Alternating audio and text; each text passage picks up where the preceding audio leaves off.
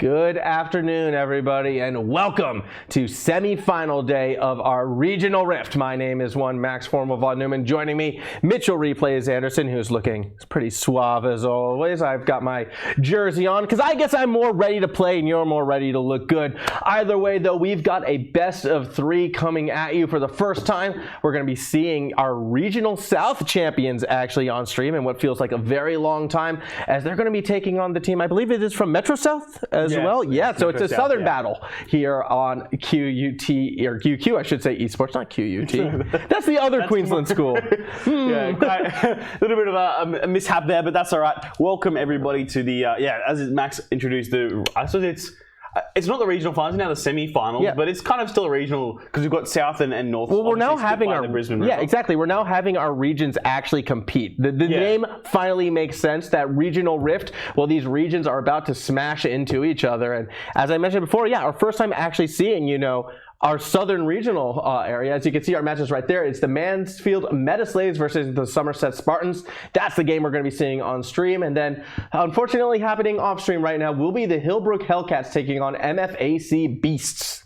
Which is kind of funny since both those two sides were the sides that, obviously we had on stream last week qualifying for this spot in the Final Four, but unfortunately both of them didn't really have that ability to, both of them came into the game as underdogs. They were both second place in the ladder. Indrapilli, who faced off against Hillbrook, and then of course Matthew Flinders, who ended up taking down Maroochydore, who have been one of the stronger sides for a while. Yeah. Especially Matthew Flinders looked very, very impressive in that matchup. But it'll be interesting to see how those two go head-to-head. My personal tip for that game is Matthew Flinders.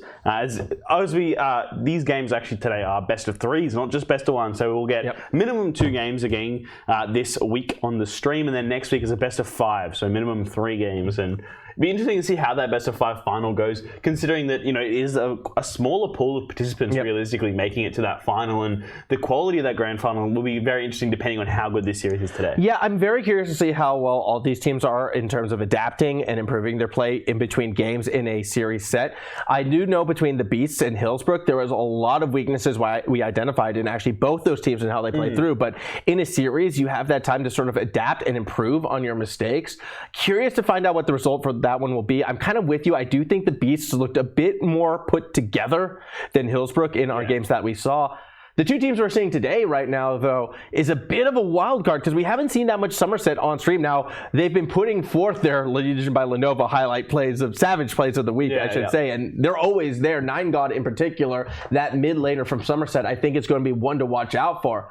Mansfield, though, they're one of the tournament favorites, I feel like, and it's going to be a tough match realistically for both of these teams. Yeah, and Mansfield were the team that even in the high school championship, both you and I tipped to be the best team. They unfortunately went down to Hillbrook, in fact, in the quarterfinals, not even the semifinals. So they didn't make the top 4 for that tournament, which we both thought were favorites. So maybe this is their chance to kind of have that bit of redemption arc. And for Somerset too, they were a side who they've arguably got the highest rated player in the entire tournament, probably the best individual player in the Queensland state. In fact, I'll Just Dance in the jungle there for Somerset. So, that's interesting to see that, it's kind of one of those, the player versus the team. Mansfield, very famous for their good, clean macro, their ability to work together, where the Somerset's got this one good player that's going to put the rest of the team on the back and carry them through. And interesting to see what's going to happen today in particular is, some glaring weaknesses for Somerset, given the fact they only have really mid and jungle that they're able to play through. Yeah, it's going to be exciting to see whether or not Somerset will be able to sort of beat Mansfield at that macro game. In a best of series, it's macro that usually does win out because of that adaptation. You can figure out, okay, let's just assume Nine God has an amazing game mid, or I'll Just Dance has an amazing game 1 jungle. You now have 2 games to sort of adapt and improve and strategize against that. And Mansfield is that team that I feel like is most likely to have that good strategy. Again, every time we've seen them on stream, it has been their team play, their macro play that has left me impressed. I feel if Mansfield takes game 1, they're probably going to take the second game as well. Somerset, game 1 is going to be much more important for them. Here's an interesting thing though. Mansfield have never won a best of 3. Ever. They've been fantastic. They've always won I call it the home and away season, or the regular season, I suppose. They've always come first place and been pretty much undefeated. I think they were undefeated this time. They only lost 1 game in the Queensland High School League Legends Championship. and they were the best team coming into finals, but then in the best of 3 in these, when you play against that same team over and over again, maybe that's that adaptation that they missed, even though they have a fantastic first game of the day. The one thing I will say for Mansfield, though, is they have their extremely strong bot lane.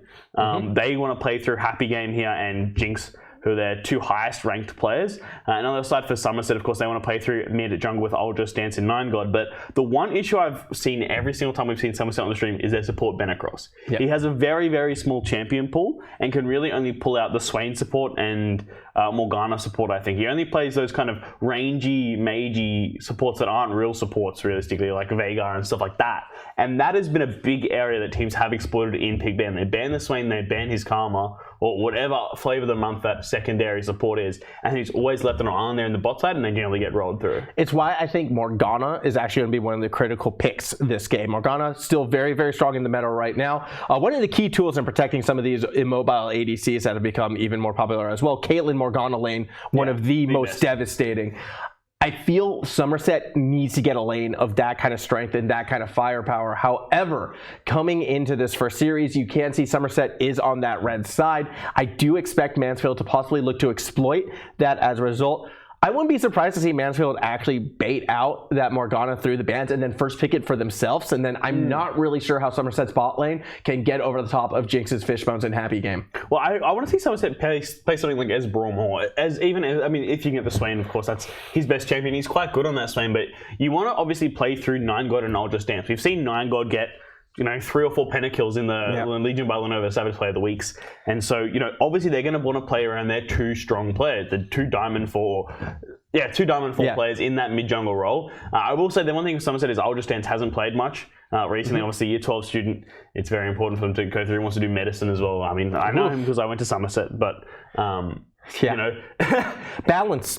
Yeah, exactly. You need to be able to it might be a little bit weak coming in, and the meta does actually favor his jungle picks too. He plays a lot of Lee and Rek'Sai. The Grade as well was a pick. He plays quite a lot of Nidalee as well. Is quite strong at the moment too. And we saw last time Somerset we had on stream in a best of 3 versus Indrapilli, which went very, very down to the wire. It could have gone either way. It was actually a game that Somerset should have taken that last final game of the series, but unfortunately Benacross just got slammed down bot lane and the Vayne rocked up with 20 kills and that was that for them. So, it's been very interesting to see how we go into game. But before we get into Pick Ban, we would like to say thank you, of course, to our sponsors, Legion by Lenovo, who every week put on a fantastic platform for us to present the Queensland High School League of Legends. Yeah, big thank you to Legion by Lenovo. It's not just our high school program. It's pretty much high school programs across the state and across the country. Legion by Lenovo, specifically Lenovo themselves, have just been really promoting high school esports, and we're super thankful for them. They understand that the future of this growing industry is through high schoolers themselves. And of course, that 10th gen Intel Core H series processor that they put in all of their laptops. I mean, NVIDIA GeForce graphics card as well, that dual burn CPU. They're just great pieces of technology, great laptops, great computers. You can game on them, you can do your schoolwork on them, just pretty much whatever you need a laptop for, they do have you covered. So Legion by Lenovo, a big thank you to them. And the other big thing that Legion likes to sponsor as well is that very special Savage Play of the Week. Each and every week, we do ask you to send in your best clips. And then, hey, you never know, you can win yourself a keyboard. I know 9God has won a fair few. I believe that Cassidon. Yeah, he's got 2 already. That Cassidon play, though, is the one that sticks out to me. So without further ado, here are your Savage Plays of the Week. Well. And that's going to be the big difference. Well, here we go. It's actually going to be MSC looking to engage, and immediately the front line is taken solo from Maroochydore, who desperately... Welcome to the Legion by Lenovo Savage Plays of the Week. Our first entry this week comes from Matthew Flinders Anglican College, who played a perfect team fight to clean ace the enemy team, secure the Dragon Soul, and lock in their spot in the final 4. Go for the Dragon, but Lamp Brother was there and waiting, and now Maroochydore is in shambles. They are left, right, and center, and everyone is going down. This is going to be a clean ace as well as a triple kill for Wolf. Up next is an unofficial pentakill from OG PayPay, collecting 4 shutdowns along the way.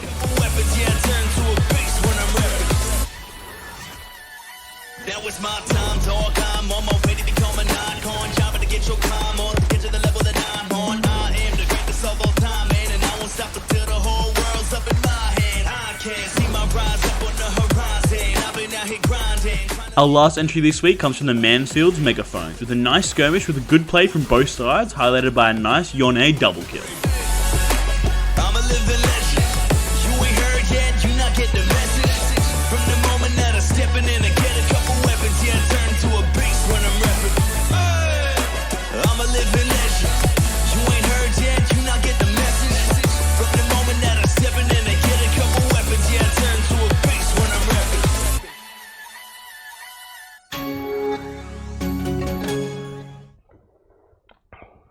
Some amazing submissions by our teams last week, but we can only have one winner of the Legion by Lenovo Savage Player of the Week, and that winner is X-Wolf from the Matthew Flinders Anglican College Beast, with this insane team fight here on the Ashe, just supplying the... I mean, when it's a team fight, it's very hard to actually pick that main, person to give it to. Do you give it to that massive Galio ultimate? Do you give it to the support for keeping me alive? But I think the Ashe did the best job here of kiting out all of the CC and damage coming through from everybody else. You see the Zac comes through and he just keeps moving and autoing and deals at that maximum DPS that's possible, targeting when he needs to target and moving through the team fight very quickly. A shame he didn't actually pick up a Penta or Quadra kill, because very close to doing that.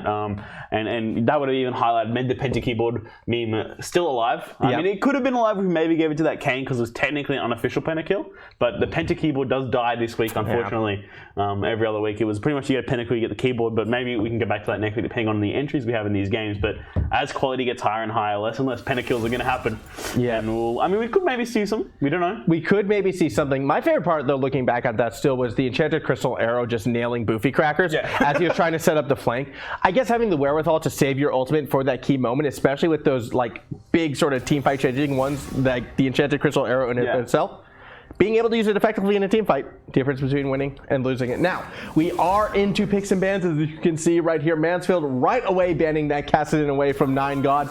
A little sad to see it. Meanwhile, in return, we're seeing some Hecarim bans. Interesting seeing Twitch taken away from Beniros. The only champion I'll Just Dance has played in the last 2 months in solo queue is Twitch. That's why the Twitch bans come through, but he plays the AD carry, not in the jungle. Well, so, I mean, interesting ban coming across. Caitlyn is all taken off the board to keep that bot lane a little bit more even, and Yone is our final ban. If you see Hecarim banned away from 9 God, he's, fun fact, the 8th best Hecarim on the OC server according to LolWiz. Is it? What's that?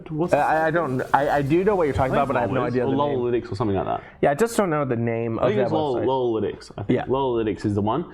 And you're rating the best champions. And Camille, the final champion to ban that ban list, of course, up towards Kipkangaroo, one of Mansfield's probably most favoured players by Twitch chat. Remember last time we had Mansfield on, we just got the Kipkangaroo comments as Graves will be the first lock-in probably for MAJØR there in the jungle. Yeah, that's going to be a good take for Mansfield right now. Graves, one of the strongest junglers at the moment, the ability to invade and just take over jungles. Big brawly champion as well, so in a lot of these early skirmishes, expect Mansfield to be looking to have MAJØR get involved if they're going to be contesting things like pretty much any neutral objective or anything at this stage. Ashe, though, was left up, one of the strongest ADCs right next to that Caitlyn, and with Caitlyn taken away, Ashe does get locked in. I'm a little bit surprised to actually see the Ashe this early, because Ashe typically was sort of that response to the Caitlyn, yet they banned away the Caitlyn and took the Ashe. I'm a little worried Somerset might get counterpicked here, but I'll Just Dance will get that Rek'Sai you were talking about before, and that is a win for the Somerset side. Yeah, I mean, Rek'Sai, that early game of jungle that gives him the proactive ability to take control of the map. The Ashe here as well, quite a strong pick, especially given the fact that Ezreal has now been picked up by Happy Game on the other side, so we're playing quite a safe bot lane, and I think Ashe is a very nice pick for their bot lane. I didn't get to say it in the pre-game show, but being able to play something like an Ashe gives you that utility from the bot lane, since your main damage and carry is going to be coming out of mid-jungle. Ashe is that perfect AD carry that offers the damage but also offers a ridiculous amount of utility and helps set up for the rest of the team. I know when I've played Ashe in solo queue, my scorelines end up looking more like 3-1 and 20, more than 21 and 3, like you would playing something else. As a Vladimir could potentially be locked in here, and it will be that case. Very similar to the Kassadin if it goes into that mid lane. It allows that scaling option for 9 God there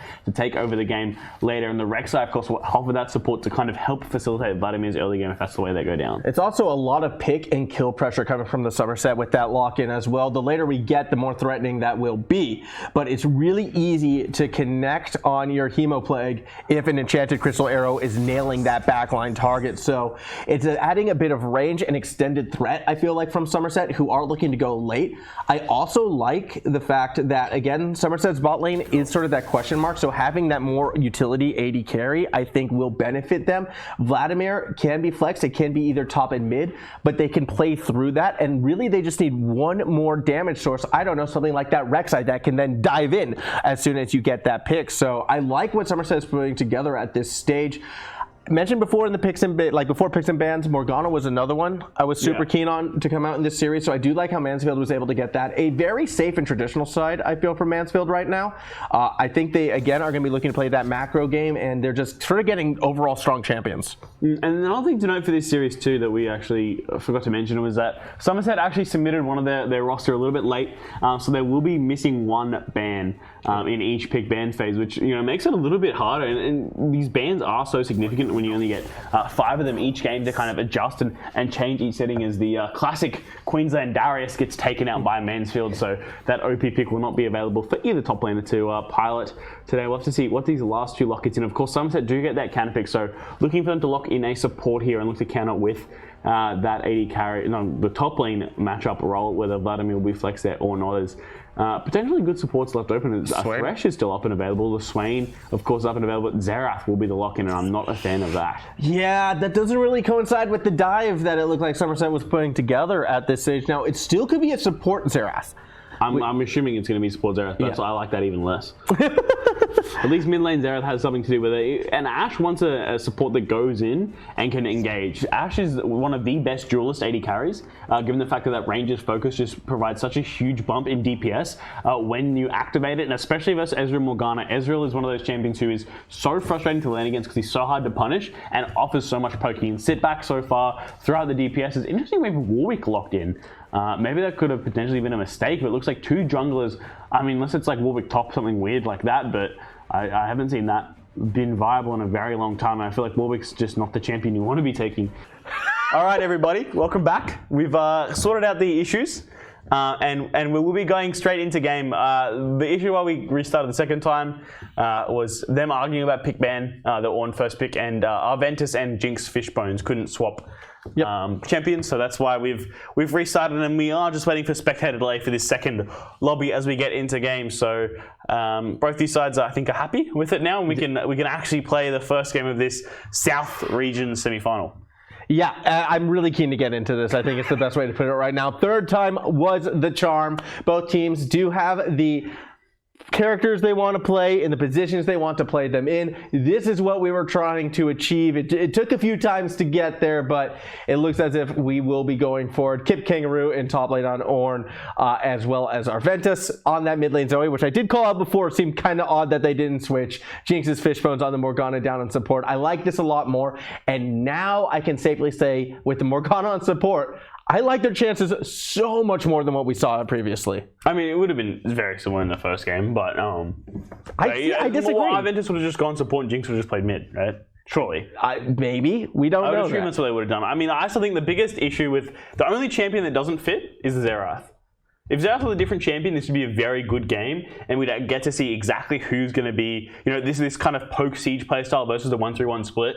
I mean, if you look at it comp-wise, in terms of like the Magic the Gathering, red, white, green, blue kind of color drafts, because I've done a lot of team comp drafting theory in League, and there are actually 5 different team comp styles that you can realistically go for, and the counter to poke is split. So compositionally wise, Somerset does have the advantage, but split is one of those styles that people don't really play properly, and other than even in pro level, there aren't many teams. But what is the counter to dive? Because I still see Somerset as more of a dive comp than. Counter to dive is counter to a 5v5 comp is protective carry. Okay. Well, that's not what Mansfield has, so I think they're going to be hoping it is more pick than dive in the case of Somerset moving into this one. We are on to the Rift. Mansfield is in blue, Somerset is in red, and it looks like Mansfield were willing to move as 5, try to get that pick with the Sleepy Trouble bubble. We're not able to find it, and in return, Somerset went ahead and did that usual jungle invade up on the top side. Yeah, I mean, and it should be an interesting game to get involved. A couple of things I'm going to nitpick about at the start. They're wrong runes. I don't like wrong runes. Why are we seeing wrong runes? OP.GG or U.GG on the Zoe.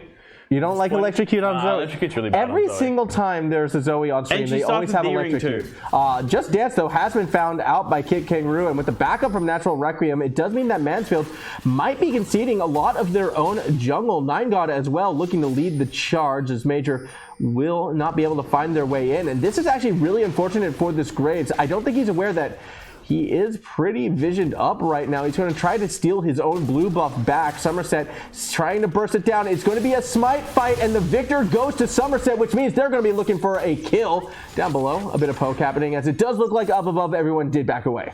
Yeah, and that's really unfortunate for this Graves who wants to get in and invade this Rek'Sai early. Rek'Sai should path straight to her blue buff, basically pick up both of those and complete an early 3 buff, which is really going to get her ahead. Also meant that, of course, these bot lanes didn't have to leash, and ooh, that's a good binding straight away onto Benacross who gets... Yeah, but Jinxs Fishbonez needs to be careful with the ignite. Does force out the heal. I don't know if there's going to be enough damage there. However, it does mean Jinxs Fishbone is going to be taken out of lane, and actually it looks like they might stick around. Need to be cautious, as a very rough start for this Mansfield side. Yeah, I mean, even lane matchup wise, Somerset do have winning lanes in mid and this bot lane kind of too. The Ezreal, of course, should realistically push early with the extra Q for auto attack damage. As you see, this is why Ekko is so good into the Zoe, able to get that poke down the trade back there with the Sleepy Shovel. Yeah, this is looking very dangerous. Palstar forces out the flash, so 9God no longer having that available. Yet, Arventus did burn both summoners in response, so a very volatile mid lane. I feel the first jungler to get there definitely is going to sway this game one way or the other. Yeah, most definitely. And, you know, the champion that needs to get around early on and influence his lanes is I'll just stand here on the Rek'Sai. The Rek'Sai is the early game jungler, has a fantastic gank set up with the ability to tunnel in and get those knockups up, and that is really... You know, Graves wants to farm and scale. Rek'Sai falls off late, so needs to make sure she's getting into these lanes and making things happen. As this Xerath actually from Wendy has been really, really good at landing those the slows down on the poke, and there's a lot of slows in this lane. If he's able to land all that, is up in the top lane. Natural Requiem going to be struggling a little bit versus this Ornn early on, but it's mostly going to be just them hitting each other. Vladimir is never really going to be in kill range, and then Ornn on the other side is never going to be able to be killed by the Vladimir either, so it's going to be a bit of a farm lane up top, which probably bodes best for the Vladimir, able to get that pseudo-free scaling, just able to free the lane and just wait for CSs. In this mean, this Ekko is going to want to roam around and help his side. Here we go. Yeah, getting dived already. Yeah, Just Dance coming in, and with the parallel convergence, it's a pretty easy first blood secured by 9God. Again, no flash or ignite were available for Arventus, and Somerset, they're winning lanes, they're invading, they're taking this game over quickly. Already a 1k gold advantage. However, I'll Just Dance has to get out of this one, ganking some tower shots, flash engaged, yet it's not enough to secure the kill, and with a bit of happy feet and the thumbs up, it looks like he's going to try to escape. Flash into the tear gas does bring him down, so tried to style on him, didn't get away with it. Got some summoners off though, which is definitely, you know, getting that Graves flash out when you have no flash after expending also the dive is definitely a win. Almost getting away too, as Ornn also burnt that flash. So summoner advantage for Somerset, and maybe he could look to punish after that. Obviously going down isn't the best, but didn't have any shutdown, didn't have any bounty, but giving that gold over to Graves, I mean, it's only going to scale just that little bit faster, as Graves has already got his first back in and picked up that little long sword there, so getting that 10 AD on his side, probably helping out with that kill there. It'll be interesting to see moving forward, though, because up until I'll Just Dance kind of stuck around a little bit too long, it did appear as if Somerset was actually setting themselves up for a pretty intense snowball in this game. Mansfield finding that kill back in return might be able to bring it back. However, that first dragon already started by Somerset, and this Somerset team, they're playing a very, very technically sound, I feel, macro game, minus that one little mistake, but they're winning their lanes, they're fighting their invades, and they're even getting those neutral objectives. Yeah, I mean, it's at level 1, right? Level 1s have kind of been the flavor of the month. When you look at even pro leagues around the world, there's been a lot of issues with teams level 1s and them actually losing games through those advantages. And when you have a player as good as I'll Just Dance here, you know, when you get to those higher games, they know how to punish level 1. If you go for a level 1 invade in silver, it's one of those, oh, you've got a kill or two, but really it doesn't matter because you're going to make that many mistakes throughout the rest of the game that you're going to get punished and go back and forth, and the games are pretty much 100% coin flip anyways. But when you're playing against players who know how to take such a small, like for example, taking away one camp and going to extrapolate that into a 30-40 CS lead eventually by the end of the game, it just provides so much difference. And so it's really important you're doing all the little things right, as Somerset have done so far. Even that kill, getting the dive off, getting the summoners burned is still an advantage for them, but this is quite poor, getting that caught out on the back with no mana on either of these two carries. we would still be able to back off. Nothing too dangerous coming out, but we'll get their backs cancelled once again. They seem to get it back. Just reset. Doesn't matter if you lose a bit of CS. It's worth getting back, getting those items up and about, as Natural Requiem taking a fair bit of poke up in this top side. Yeah, more action though happening down below as Mansfield really doing a good job in stopping Somerset on that reset right there. Just go all the way back to the tower. That's all you had to do. And eventually Somerset, the Comrades do prevail, or do they? Now Fishbonez, I feel, needs to be a little bit careful right there because as that stun connects, I mean, Benny already has shown that he can throw that damage right back down against them. So it was a bit of a risky play. In the end though, Somerset does finally get the reset they were looking for. Yeah, we'll pick up that reset there in that bot lane. 45 CS on this Ashe straight away means she will jump hopefully straight into that Blade of the Ruin King build. I don't see no funny business like Essence Reaver start. And never mind, with the BT sword, looks like we will not get that. I mean, the Essence Reaver builds in the build in pro. But I feel like even at this level, I think the Blade of the Ruin King just gives you that attack speed early on. You need to stack up that ranger's focus, which is where obviously most of Ashe's DPS comes from. The Essence Reaver gives you a little bit more use on that Ashe ultimate, which is up more and more, which I suppose is her role in this team, to be that kind of safety net, I suppose, for the rest of the team, getting those cooldowns down and spinning out those arrows. In this mid lane, I think, is probably where the biggest rank difference is through the rest of the game, as the camera goes a bit wayward there. And hopefully we'll get back to it. If you just press D, it should be fine. Yeah, we are. Yep, back to the action down below. Interesting to see Mansfield actually send so many people to control the river at a stage when there's no dragon available. They kind of brought everyone down there. Somerset saw what they were up to, started to hover around, and then realized, wait a minute, there's no point to force this fight. There's really nothing to be gained. And they actually turned their pressure back to those lanes. And now you can see that Nine God was able to shove in that mid lane because of the positioning, and they're going to turn it into an evade. Major in a lot of struggle. The parallel convergence does connect, and the chrono break to escape is looking pretty good. Yes, the trouble bubble hits point blank, but Just Dance is here to force out the flash from Arventus, and Nine God wants it. Let's go in. Let's get that kill. All right, a 2-for-1, but down below, bot laners are going at it as well. Ignite was dropped onto happpy game, and here comes the True Shot Barrage. Gets the quick flash out of Wandy, and Somerset, they're playing a very aggressive game. I don't think the flash was necessary there. You had the heal on the Ashe. I think the heal would have been enough to survive that Ezreal damage, but obviously wanted to play safe, wanted to burn that flash and communicated it. Lucky you didn't burn both heal and flashes. This poke is coming down 2 plates already on this bot side, as I'll Just Dance is still turret. Just bothering Graves realistically. Oh, he's still gonna go for it. Gets it with the snipe over the wall. I'll Just Dance kind of dancing on his opponents at this stage of the game. The thing is, well, yes, this is kind of a high kill count, and Somerset are overextending, I feel, a little bit. They're still winning these exchanges, and they're winning these trades, and they have Mansfield on the back foot. So it's not as if Somerset aren't gaining anything by giving these kills back. They're still exerting their presence on the map right now, and that's why it feels like Somerset really are in control of this game. Well, it's a Somerset style. It's just it's not really Somerset. It's a classic high elo style. It's the I'm just better than you, so I'm going to run around and do dumb stuff and still win just because I'm a better mechanical player. I'll be able to steal away the blue buff with my Q. Don't worry about it. It's that big ego play which can sometimes come back to bite them, which I think, happened on stream last split against Indrapili. Was that they were up about 6 kills to none in the early game, and they just got way too big for their boots, started going for these crazy invade plays, and just got chunked out realistically, and kind of ended up falling too far behind and losing that game. And hopefully they just keep over this high tempo style without making unnecessary risks and knowing when to slow down the game and wait for this Vladimir to scale up and take him to the late game. Meanwhile, you can see Nine God every single time he does shove that wave in. I'm noticing he is starting to roam. He's starting to look for opportunities to perhaps catch either lanes or even Major out of position. And unfortunately for Arventus, needs to do a better job, I think, of controlling that wave management. Meanwhile, up top, I mean, it's been a top lane. Not much has happened there whatsoever. The action all on that bot half of the map, and it's going to heat up in about 10 seconds, I feel, with the Cloud Drake rejoining the fray. Although happpy game may have found Wandy. Backups here, and I'll Just Dance, and happpy game is going to force the Arcane shift out. Major also in the area. Again, this Cloud Drake seems like a major objective for both teams. Yeah, I mean, the early Dragon Snowball is really important for Somerset's comp because they fall off a little bit later into the game, with, of course, the Ornn items for one team in the Zoe.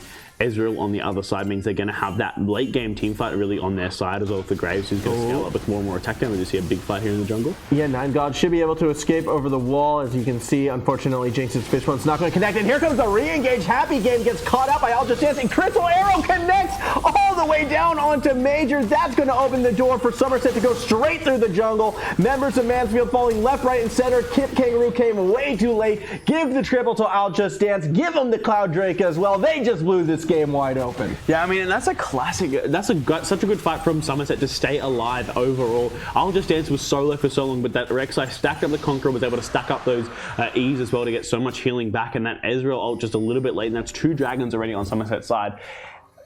The good thing that Mansfield are doing is they're still playing as a team. You saw right there, all 4 of them work together, and that is what their biggest strength is as a school. And from whenever I've seen them, they always play together. They're always on the same page. They're always communicating, going, right, we need to do here, we need to do this. We're going to fight for this river. Sure, maybe Ezreal probably should have been bot getting the farm and not really moved up for that fight and realized, look, they've got Rek'Sai. That's the early game jungler. We just cannot contest until probably the 3rd or 4th dragon if we are still in this game. But it's going to get to that point where they're too far behind the early game champions to even match them. And this Rek'Sai is turning into a real big problem for Mansfield. Yeah, this Rek'Sai looking really, really strong. Yet still happy game. It's going to try to force some issues. May have found a Betty Ross on his own. Still has Flash and Heal available. Would like to see them use, but only uses the Flash.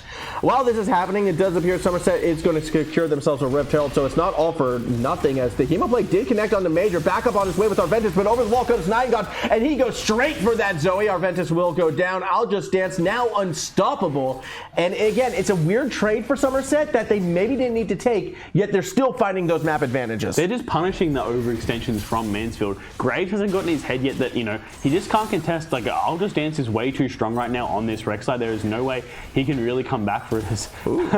Great, the Vladimir, sorry, almost goes down to those tower shots, but has the pull there to stay alive, and Natural Requiem will back off with that first tower going down in 12 minutes as Happy Game stays alive, dodging out those Zerath ultimates coming through. And Ashe coming from base does have the enchanted crystal arrow available, could maybe go for a snipe downtown to pick up that kill.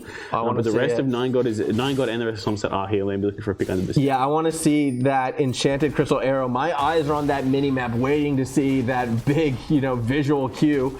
Instead, we're just going to see the Hawk shot, and, well, it goes right over their own team right now. They'll steal away that red buff from Mansfield as Benny Ross can tend to start pushing again. So we're not going to be seeing any dive play, but we are going to be seeing a lot of pressure on this bot tower. If they can clear these waves fast enough, that could be another tower going Somerset's way. And this game really starting to snowball out of control. Not even 15 minutes in, and we're already approaching that 5K gold difference.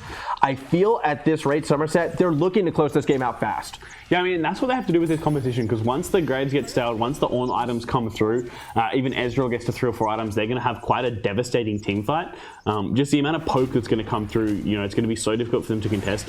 The one thing is, Somerset do have dive, right? And they're able to just jump on top of the poke, so they won't really have enough time for Mansfield to get their poke down. So competitionally wise, Somerset, as we said in pick ban, is just so much stronger, has the ability to play this game early. And the reason why poke is so strong is against comps that don't really have an easy go button or multiple go buttons. You can sit back around the Baron with Vision Control and just throw out those Ezreal Crows, throw out those Zoe Qs, slowly chunk those health bars further and further down until they have to go for a fight and you have such a health advantage there's nothing the enemy team can do. But in a situation like this, MAJØR finally does get his blue buff. But did he? I think that was... He smited it. I Just Dance. Can we get a look on that? No, here's the blue buff. Yeah, okay, you got the blue buff. But 9God here going in deep under the tower. Okay. Oh, and was put to sleep as well. Forced to burn flash was ignited, and that will do it. So a kill goes back, but at the same time, Somerset again still are taking advantage of the situation, getting a kill for themselves up top. So even when Mansfield find these picks, Somerset is taking something in return. And Arventus barely staying alive. I mean, I would have preferred him to maybe pick up something like the Vel'Koz, especially in this matchup, since Zoe is a champion that if you're not good at her, if you don't know how to play it properly, if you don't have the mechanics max min, you can't really lane against a counter matchup. Like an Ekko, even though Zoe is like S+ here, it's really only when you're a challenger player and aren't making that many mistakes positionally on her, using the ultimate correctly, as you get punished so heavily for using it incorrectly. Yeah, well, that did seem to be like a good situation right there for Mansfield, though, as they did get themselves a kill onto 9God. Is I'll Just Dance, though, who's been the biggest thorn in the Mansfield side. Currently sitting 6-1-2, already has that Black Cleaver completed, as well as the Warrior Enchantment. So essentially 2 items on this Rek'Sai that is going to look to keep on finding these opportunities. Dark Binding, meanwhile, connects on the Wandy, although they turned that damage right back around onto Happy Game. Fortunately for Mansfield, they did have a jungler there, but I'll Just Dance has arrived as well. well, and it's an easy pickup for Somerset to get not one but possibly 2 kills. Heal comes through, but is immediately slowed by Benny Ross, who will find that second one. Somerset getting kills left, right, and center, and they are just looking to completely wipe the floor with Mansfield, it seems. I mean, Ezreal at the moment has been the classic, I can't play any of the meta 80 carries, let me pick up this champion. See the strength of Ashe. The ability to slow down the champion means you're just so much better at getting the picks early on in the game. She has so much damage early on too. The second that Ranger's focus got activated, the health bar went bye-bye, and Somerset are just pushing so deep into Mansfield already. It's only 16 minutes, and they are knocking on the doors of the base, and that's not what you want to see, if you're trying to get later into this game in scale. But, Somerset have the answer to the scaling too. They've still got this Vladimir available. Ekko doesn't do too badly in a silent meta. Ashe as well is still, an 80 carry that can do things later into the game. Probably not as good. The Ocean Soul is really what Somerset are going to look towards. That third dragon is being taken down now by I'll Just Dance, probably the MVP so far this game. 7-1 on this Rek'Sai. Absolutely monstrous here in the early game, and been playing fantastically as well, as they will pick up that dragon. They're 1 away from the soul. And that 5-minute counter, I really feel like, is the 5 minutes Mansfield has to somehow find an advantage back in this game. And they might get it in the top lane right now. Requiem, though, with the pool, does avoid the call of the Force God, and now it's going to throw that damage right back onto Kipkangaroo. Yet, too much from the Ornn, wins that solo play. And this is critical because, again, that 5-minute counter on that Ocean Soul, Mansfield cannot afford to give that over. If Somerset gets Ocean Soul, I feel like, okay, this game is done. But they're still so far behind to hitting their power spike. They're going to need some crazy picks or some crazy team fight over that Ocean Drake if they're going to get back into this game. Yeah, as you see, Nungo just unfortunately missing out on the kill on Kipkangaroo, who will stay alive. And that's the thing. If Somerset get that Ocean Soul, it's such a powerful team fighting tool that it's going to be so hard. They're going to be able to heal up that poke straight away. It's Ocean Soul, right? Exactly. They're going to have so much healing, this poke comp's going to become basically irrelevant, and they're going to have to look towards the second game as Arventus goes 1v1 with I'll Just Dance. Oh, good dodge of the Dark Binding, using it to go in, but the Black Shield will keep Arventus alive just as MAJØR returns to the scene to try and turn things back around. Given that thumbs up is 9God, as he will escape through the jungle. Mansfield, very fortunate no one dies right there, yet Somerset, they're now in position to contest and probably take the second Rift Herald. Yeah, the only thing it cost them for that trade was the I'll Just Dance flash, but obviously Mansfield come out ahead of that, I would say, overall, expecting the Rek'Sai ultimate and, of course, Rek'Sai flash as well. But they will start up the second Rift Herald of the game, of course. Objective control in this early game is heavily in front of Somerset's favour. There's really not much Mansfield can do to contest, until Zoe gets a bit stronger. Probably picks up their second item. I don't think Zoe's ever going to be relevant in this game. I think she's way too far behind to ever put out some meaningful poke damage on any of the carries. Maybe Ashe could maybe still be picked up by a stray paddle star here or there, and Ezreal is really waiting for his Mana Immune to stack up, and of course his Sheen item plus the next probably Death Stance, I would say, that he needs to really put out some significant damage. So another 2 items are probably away for Happy Game in this 80 carry. And Happy Game, obviously being the strongest player on paper on Mansfield side, hasn't really shown that performance even on CS with the Silver 2 80 carry off. I mean, I think he might be 80 carry main, but he usually plays support in the 5v5, so something a little bit different here coming out of the Somerset lineup, and proving effective as well. The Ashe from Benacross, a very good showing so far in this game, especially given the fact that that was the lane where they have the biggest on paper rank differential, and in practice too is usually been a lot of their weakness points for their games. Interesting to see the Soul Stealer come out from 9God at this stage of the game as well. I do expect to see that one start to stack. However, 9God has been the one who's been pushing a bit too deep and getting caught out on occasion. So not sure I entirely actually agree with it, even though Somerset is that far ahead. I almost feel as if the game should be over before that Soul Stealer gets fully stacked at this rate. Well, I mean, now that you've picked up the Soul Stealer, you do stack quicker too, right? Yeah. You might be picking up, so you get, 4 per kill and 2 per assist rather than 2 and 1. So it stacks up a little bit quicker. I think the MAJØR Soul Stealer is really only in a game where you know you're not going to die. Yeah. I only really pick it up when I'm playing super safe or I'm playing against non-threats. Like there's a ringer in the game, you're not going to pick it up because even if you're 10-0. Whoa. That was a weird interaction. It must have been visual bug. Yeah, because it looked like it went through the champions as well and did no damage to me. That was... Anyway, True Shot Barrage was just burned by a Happy Game. True Shot Barrage was definitely not true to where it was aimed. No, that was... Whether it was aimed towards the base or aimed towards the champions, we don't know. That was the false shot barrage right there. That was a weird one, but either way, it doesn't really lead into anything in this instance, as MAJÖR's going to go ahead, clear out some of those Raptors. Somerset slowing down a little bit. I think the big reset here is for that Baron, and I wouldn't be surprised if they're going to try to force a 20-minute issue.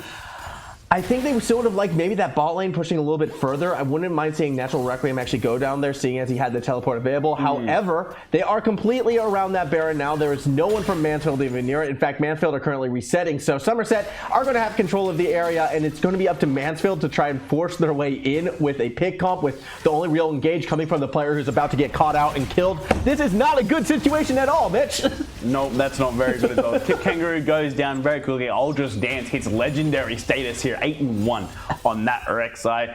His only death being the very first one, or second one of the game, technically, after pulling off a fantastic dive, and they will instantly start at the Baron, and I think at this stage you can kind of see for Mansfield is looking very difficult for that second game. Yeah, as Baron is actually pulled off of, because it looks like they had the pick, and beautiful scenery right there. Always find it very interesting how the actually outsides of the rift look like. You can see through the valley. It's kind of cool. It's like in a certain way. Natural Requiem. True shot. Barrage nearly gets it. And Happy Game tries to get it. Goes for the arcane shift over the wall, but cannot hit the mystic shot. Meanwhile, Fishbonez gets jumped upon. Major there to try and turn around. And some reason, Just Dance feels compelled to go all the way, forced to go golden. But with Happy Game on the other side, I don't see Rek'Sai getting out alive. Still, Requiem going to try to find some kills, forced to go golden. And the snipe from Wandy does take down the Major. And oh my goodness, the healing, the sleepy trouble bubble, it's not enough. Arventus getting flanked. 9God gets another one, called the 4th God back in the fray. A double kill from the trampoline Ram, but I don't think it's going to be enough to realistically turn this fight around, as he's still in the 2v1. He's going to get the flash engage. He's going to get the triple.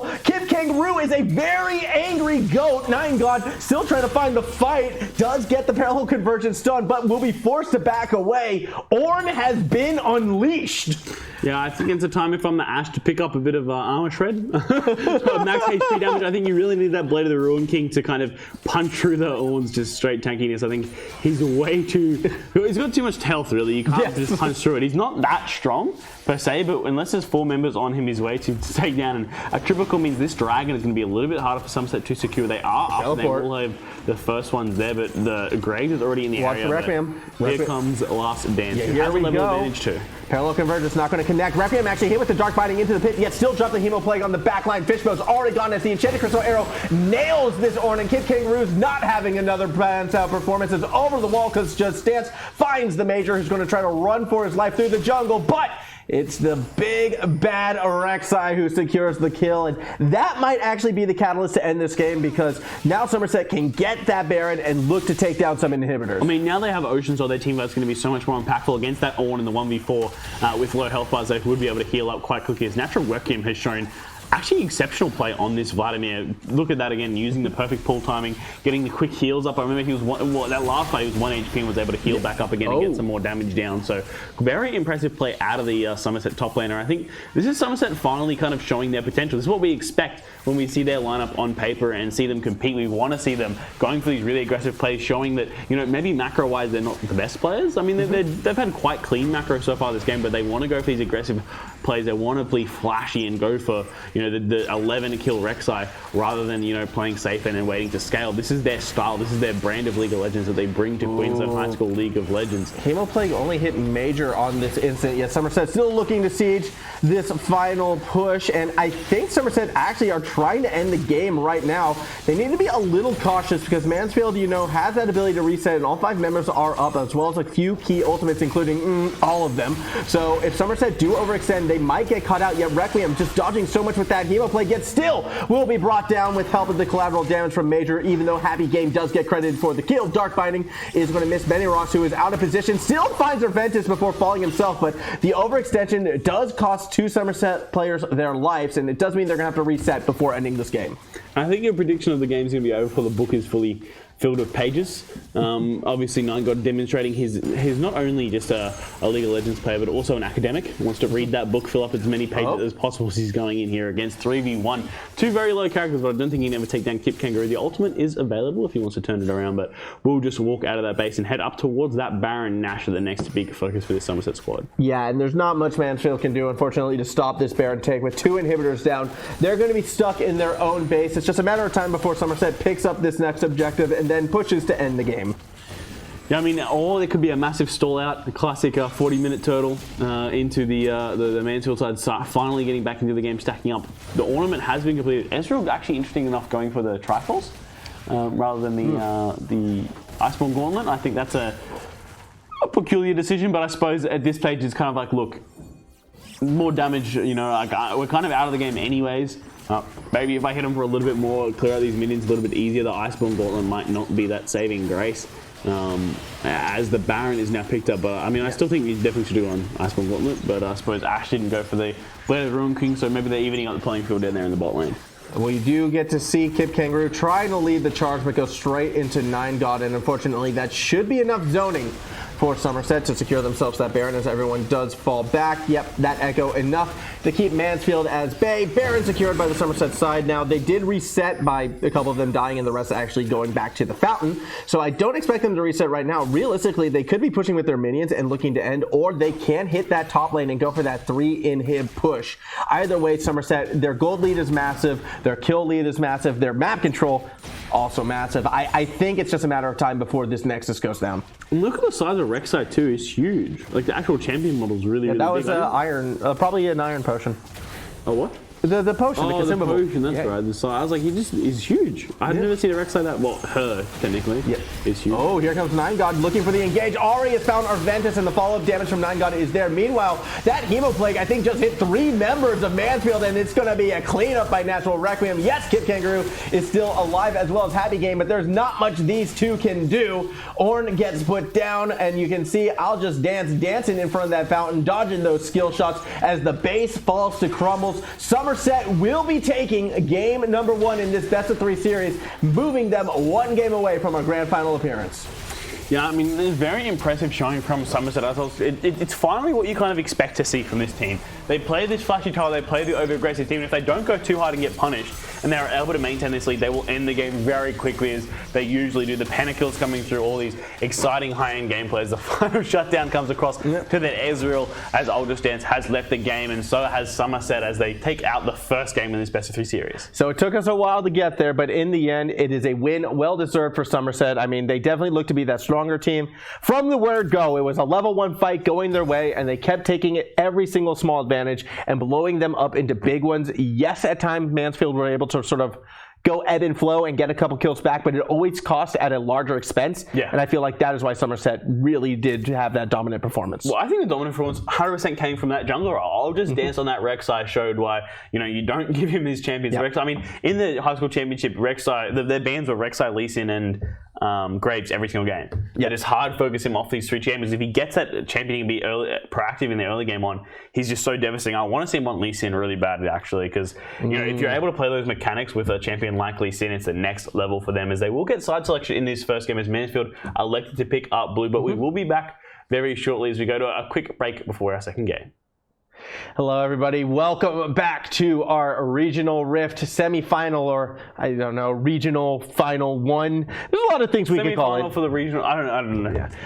The South region. Look, we took the state of Queensland, we cut it into 4 pieces, and right now we're kind of smashing our 2 southern pieces together to see who is the best southern school. Is it Somerset? Is it Mansfield? Well, game 1 says Somerset. Be curious to see where game 2 takes us, as we'll soon be kicking off. But going back to that first game, I feel as if Mansfield are going to need a complete turnaround if they're going to get back into this one. Yeah, I mean, it was this jungle gap. There was a humongous jungle difference and mid difference there. I mean, that was kind of the end of this story. You know, Somerset are going to play through jungle mid, and Mansfield are going to play around jungle bot. It's not jungle bot lane, yeah. Right? And I don't think that entire game they ever really put any time in towards the bot lane. I mean, they picked the Ezreal, which immediately goes, right, we're not going to play towards that mid that lane, and then they picked Zoe, which, you know, Graves Zoe is a very strong 2v2, but when you compare it to Ekko Rek'Sai, and your only real focus for the early game is that mid lane where you lose the 2v2 and you're ridiculously behind in terms of ranks of individuals as well, when someone got their 2 best players in that role who are ready to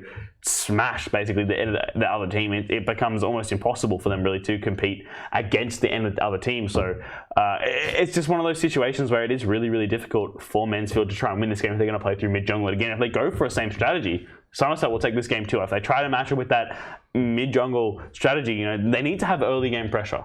Absolutely, they need to have that early game pressure, and then they need to carry it through to the mid and to the late game. And when I was watching Mansfield, there was some things that they were doing very correct. Whenever Somerset was putting pressure on one side, Mansfield were trying to make plays at times on the opposite end. They were trying to force some issues, but at that same token, they were still giving away more than they were taking. And when you're against a more aggressive team composition that's trying to snowball the game, they're going to take those trades each and every time, because if they're getting even small advantages, they're playing more towards their win con. Realistically, Mansfield needs to look for the most equilibrium state possible in those types of plays, and it just wasn't happening for them. Well, they just drafted a very slow comp. That comp says, right, we're going to wait to mid-game, and then we're going to fight. We're going to wait for Zoe to have 2 items, Ezreal will have 2.5 items, and then we're going to just look to poke around Baron, look to poke around, 3rd, 4th Dragon, and look to take it that way. But they didn't play it that way. No. And there was just way too much early proactivity from Somerset. I'll just dance diving level 4,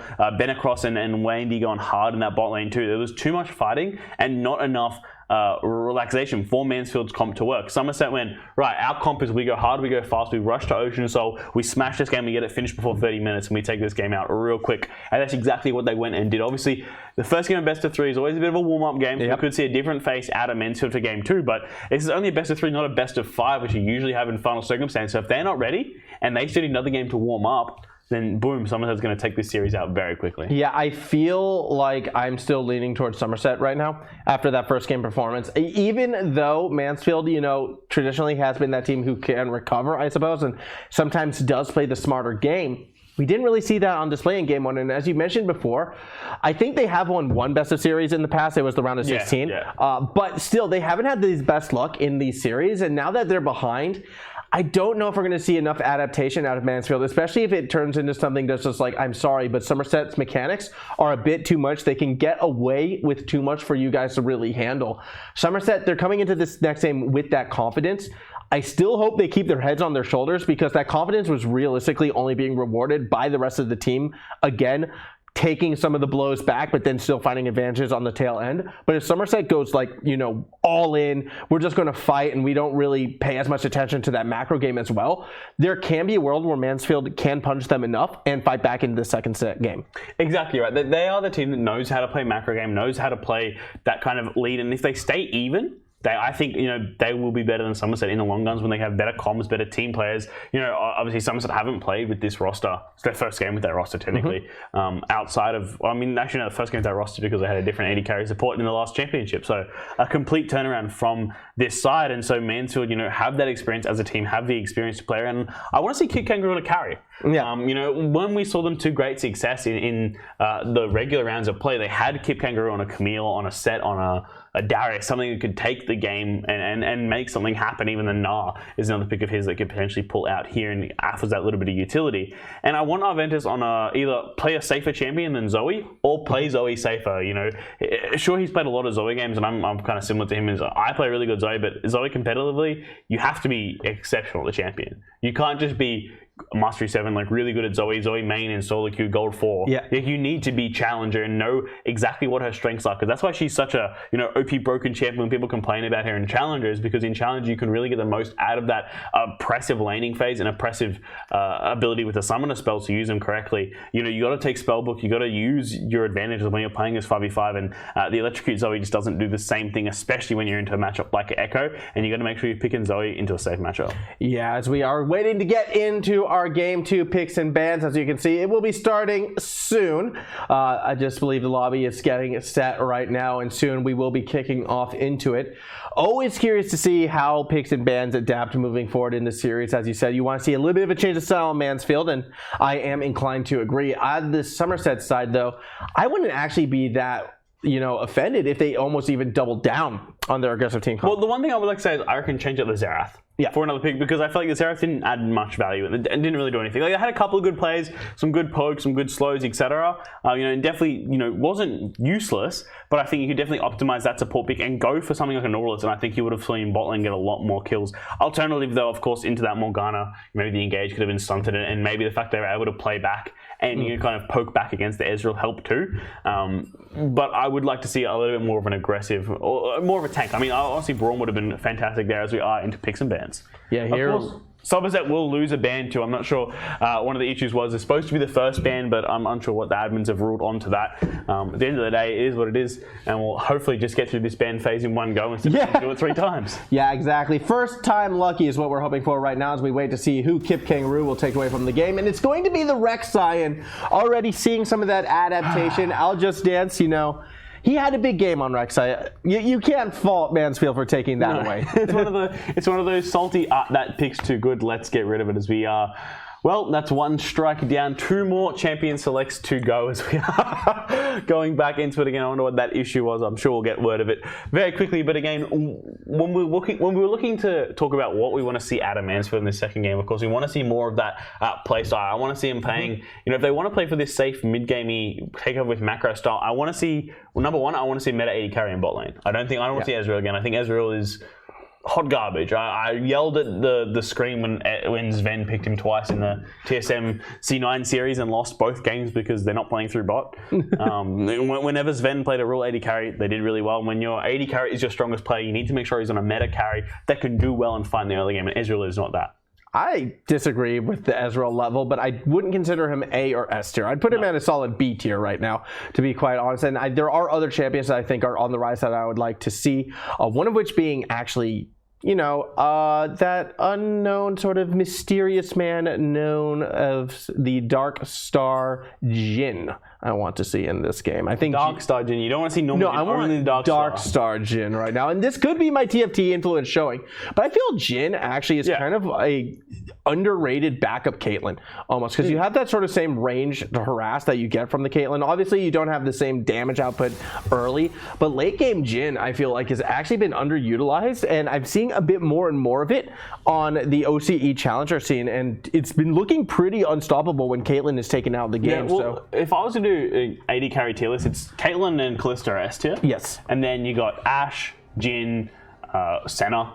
Senna is he kind of next tier? It's a similar, because the reason why we have these champions pop up is because of the meta, right? Whenever Caitlyn's in meta, the champions that tend to counter her or complain to her are the utility 80 carries. Jhin has a lot of utility, a lot of CC. Ashe the same too. That's why we see them popping up. Senna is the other big one. Senna also has utility and has range to match Caitlyn as well. So that's where they come up. Tristana was traditionally the other one that came up too because of her ability to scale with attack range, but it takes a little bit too long. Tristana hasn't really been seen for a while.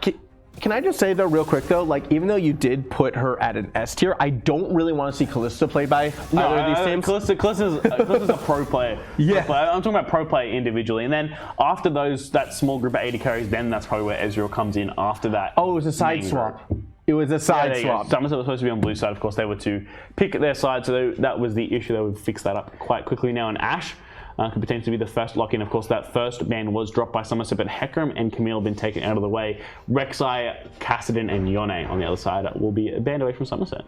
That does leave a lot of options open for 9God in particular. Yes, won't get the Kassadin, but the Ashe will once again be locked in, or will it? Nope, it's a last moment swap to the Vladimir.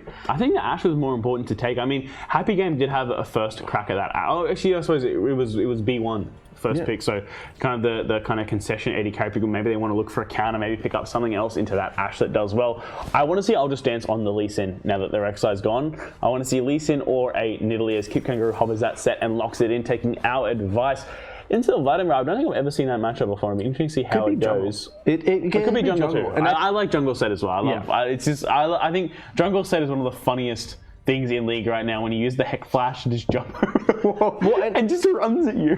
And again, I actually think that probably it should be best used as a flex. I'm not sure I like the Sett into Vladimir entirely, but I don't feel it would be the worst matchup. Either way, though, being able to flex that around, I think it's going to be critical for Mansfield. Wait to see what I'll Just Dance take and then decide whether or not you want to run the Sett into it. Meanwhile, though, we also get that Caitlyn locked in. It was left up and through. I don't know if I saw enough out of Happy Game and Jinxs' Fishbone to like really feel like we're going to see a fully utilized Caitlyn, but it's definitely a win for the Mansfield side. I think you need to take Morgana away here in the support role too, because I feel like you can't give her a Kate Morg. No. It's just way too strong. It's so strong.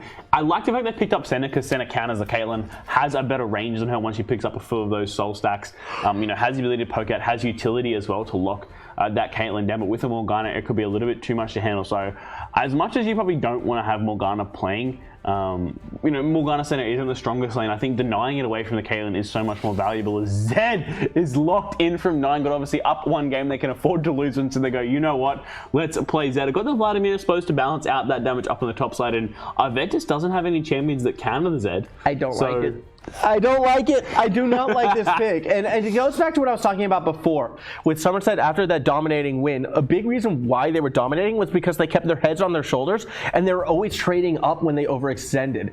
The Morgana would have been the trade up pick in this situation, and they're not going to get punished because Mansfield's going to lock in a Galio. But that doesn't take away from my point. This is an insight into Somerset's mindset right now, and they're thinking, we went hard last time. Let's keep styling on them. Let's lock in a blind pick Zed and leave our bot lane potentially exposed. I do not like that pick. But I mean, they haven't gone away with it, and Galio is a good counter to that, of course. Yes. Galio, Sett, and Caitlyn is a very strong combination early on. The Sett can deliver that Galio in. They've kind of taken away from Somerset's dive comp. They've put out the dive with Caitlyn in the backline as Ivan is banned away, interestingly enough. I want to see Lissandra picked up here by I'll Just Dance, or maybe the Nidalee too. Maybe that's what the Zed pick is setting up for, being able to take an AP jungler. As we see here, Vladimir now banning away the Kha'Zix. I want Morgana banned. I don't want to see Morgana get through. I think Morgana Caitlyn's way too strong, and even into a center who has an ability to take away from it. As they ban the Ashe, maybe. I mean, Ashe center's quite. Yeah, Ashe center can be very strong. But center's better as an AD carry than she's a support. As Olaf is banned away, which means they are happy to let them Morgana go through. This is making me super nervous right now for Somerset. Not going to sugarcoat that one. I still feel they are the more mechanical team, and there is a world where Zed can shove in that Galio, I suppose, and start looking to get that sideline pressure, but by leaving that Morgana up, that even is going to negate for a lot of the damage that Zed can put out. Morgana has to be the lock-in for Mansfield right here. Like, now is the time to do it.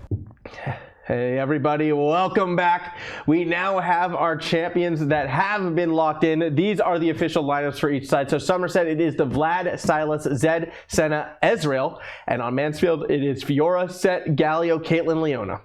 Yeah, with interesting to see the composition that Somerset's put together for an Ezreal support, or maybe it's a fasting center. Maybe it's a very peculiar bot lane. Has a lot of poke to kind of contest with that Caitlyn Leona lane. Could be very dangerous if Leona can get something involved in it. I don't like Somerset's comp at all. I think it's a little bit too over-aggressive. I mean, Sylas jungle is quite good, and I can see I'll Just Dance popping off on it too. I mean, I wanted to see the Lissandra come out of him, but it doesn't work with the Zed in that mid lane, and the Galio is quite a strong pick into the Zed as well. Obviously, to get that torn off if he ever goes in. I don't think he's going to get many solo kills in lane, so hopefully we'll see Yomu's Ghostblade rush from the Zed, and then get into maybe playing more towards this bot side, looking for kills, or up in the top lane on the Fiora, which has been the hot contested pick. I did say the moment that Zed gets locked in, I'm not really a big fan of this, and realistically, the only target I kind of feel for that Zed is going to be happy game on that Caitlyn. Even the Fiora should be able to parry the Death's Mark out of the Zed, just because it is one of those very highly telegraphed attacks. I'm worried that, as you said, Somerset might be getting over-aggressive, a bit over-eager. Their bot lane, a little bit confusing right now, as we're not really quite sure. It could just be one of those positional swaps. My heart was in my chest right there when the screen pulled away. I thought for a brief moment, nope, we're doing it again. Benny and Wandy had the wrong champions, but nope, that is what they want. So I'm imagining that Wandy is going to be playing the farmer in that bot lane, with Benny playing more support. Yeah, we'll have to see exactly how that goes getting into game. I mean, looking at these two sides, again, Mansfield comp does look a lot better this game. It has a nice dive. I don't like the Fiora. I'm not a fan of that pick at all. It doesn't fit the rest of the identity for the comp. I mean, it is one of Kip's most played, his favorite champions, of course. So we'll be playing that. And even into the Vladimir, I'm not sure if it's a fantastic matchup for Fiora. I feel like Vladimir's going to outscale and outside lane anyways. And Natural Requiem played an excellent Vladimir in that last game. I do feel though that it does suit Kipkangaroo a bit more, though. Well, yes, it doesn't fit in with the comp. This is more this player's playstyle, and while it might be a losing matchup up top, Mansfield's top lane wasn't really what snowballed out of control for them. It was the bottom half of the map. So I feel even in a losing matchup, Kipkangaroo still might have that ability to pop off, and if Natural Requiem isn't careful, might give up some of that topside pressure. Now, Natural Requiem didn't really play for topside pressure in that first game. He did play more for those mid and late game flanks and kills, and I expect to see more of the same from him. Somerset really feels like a team that's going to be built around that mid lane in particular, look to get that ahead, and then try to get that influence elsewhere. And the big issue, which we kind of keep saying, It's that Galio, Arventus on the Galio. It's up to him to realistically shut 9God down, keep him in mid lane, and that's all that Mansfield needs to do realistically to win this game. I do feel worried though because obviously Arventus has a big skill gap between him and 9God. We saw that especially in that last game, his Zoe just got punished super hard, and Galio will be good. But you need to still play the Galio correctly. Galio can get quite squishy if you don't build him correctly, if you don't take the right runes. He took the wrong rune last game on the Zoe. If he doesn't take the Aftershock here on the Galio and goes for something like the Predator, which is actually more common because Galio, when he's played at high elo, the Aftershock, it's better to use a Predator move around in solo queue. If he goes for a solo queue rune page versus a competitive rune page, it could be devastating here. And if he goes to that Predator or doesn't go for the Aftershock, this Zed will take a big advantage of Arventus. 9God knows how to punish a bad player since he's in Diamond, and then that's what when you're climbing up that high, that's the difference between the best players and the good players, the ability to punish those tiny little mistakes. So what you're saying is you do not want to see the glory that is Aftershock Galio. I do want to see it. Hopefully it comes out. Oh, sorry, not Aftershock. Electrocute is what I meant to say. Electrocute Galio. I don't want to see Electrocute Galio because in that case, the Zed's going to snowball and kill this Galio many, many times. In that melee versus melee matchup, the assassin generally will win. Of course, Galio has the advantage of so much CC, so much tankiness, and able to withstand. But if the Zed can start poking him down very early, there's not much the Galio can be doing in the 1v1 if he gets punished early on. Well, that said, we are going on to the Rift for our second semi-final game in this best of three. Somerset up 1-0, looking to secure their spot in that grand final. Mansfield on the back foot, on the backside, looking to bring this one back. They're going to need a big performance from their mid-jungle duo as no level 1 invades this time around. Everyone consent to the line of scrimmage except for Kipkangaroo, who's hanging all the way back in his own bush. Yeah, I mean, it looks like it will be that center support and Ezreal AD carry. Even the summoner spells are that way fashioned as well. Interesting the Cull on the Ezreal. Interesting starting item. I mean, I know I have a friend that's a big fan of Cull. Every champion he plays, he builds Cull in it, even if it's an AP one. There's like 3 people I know who do that. It's a very popular strategy right now. I think it's awful.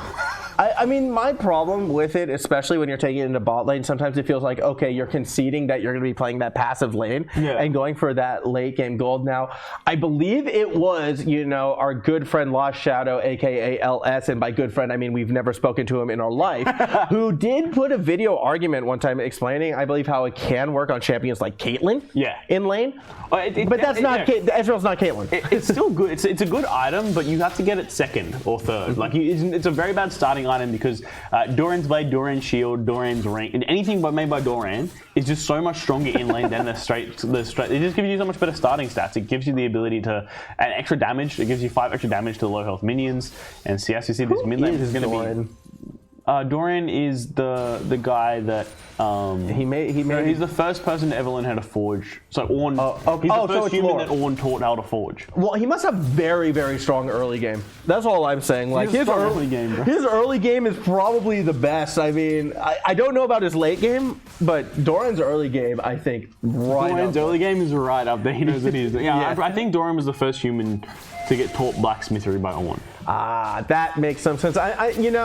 With the way how Riot is and sort of putting out champions, I imagine it's only a matter of time before Doran is actually made into a champion in this game. He's dead, I think. Yeah, but so would Senna. Senna wasn't dead. Senna wasn't dead. Her soul was captured, but she wasn't dead. Yeah. Per se. Yone was dead. Yone should not have. Scion was dead. Pretty much everyone from the Shadow Isles. Vladimir was dead. Yeah, so it's Shadow Isles, yeah. Yeah. But he died. I mean, the other one that I find interesting is Poppy's Law. I get him confused. The one that has the lost hammer of all. Yeah. Is it Ornn? Is that his name? I don't remember his name. All I know is that Poppy's Lore is like the most cliche anime thing, and I kind of love it. What is it? Like she's been given the hammer to pass on to the next one in the line, but she's the one next one in line, and everyone knows it yet. Yeah, everyone knows it except for her, and that's a good little grab right there by the Somerset bot lane. Fishbonez stepping back in, going to go for the flash stun. I'm not sure this is the play right now because Benny is going to throw so much damage right back. First blood secured, and a good defensive flash from Wandy does bring him to safety. Benny might go down under the tower. No!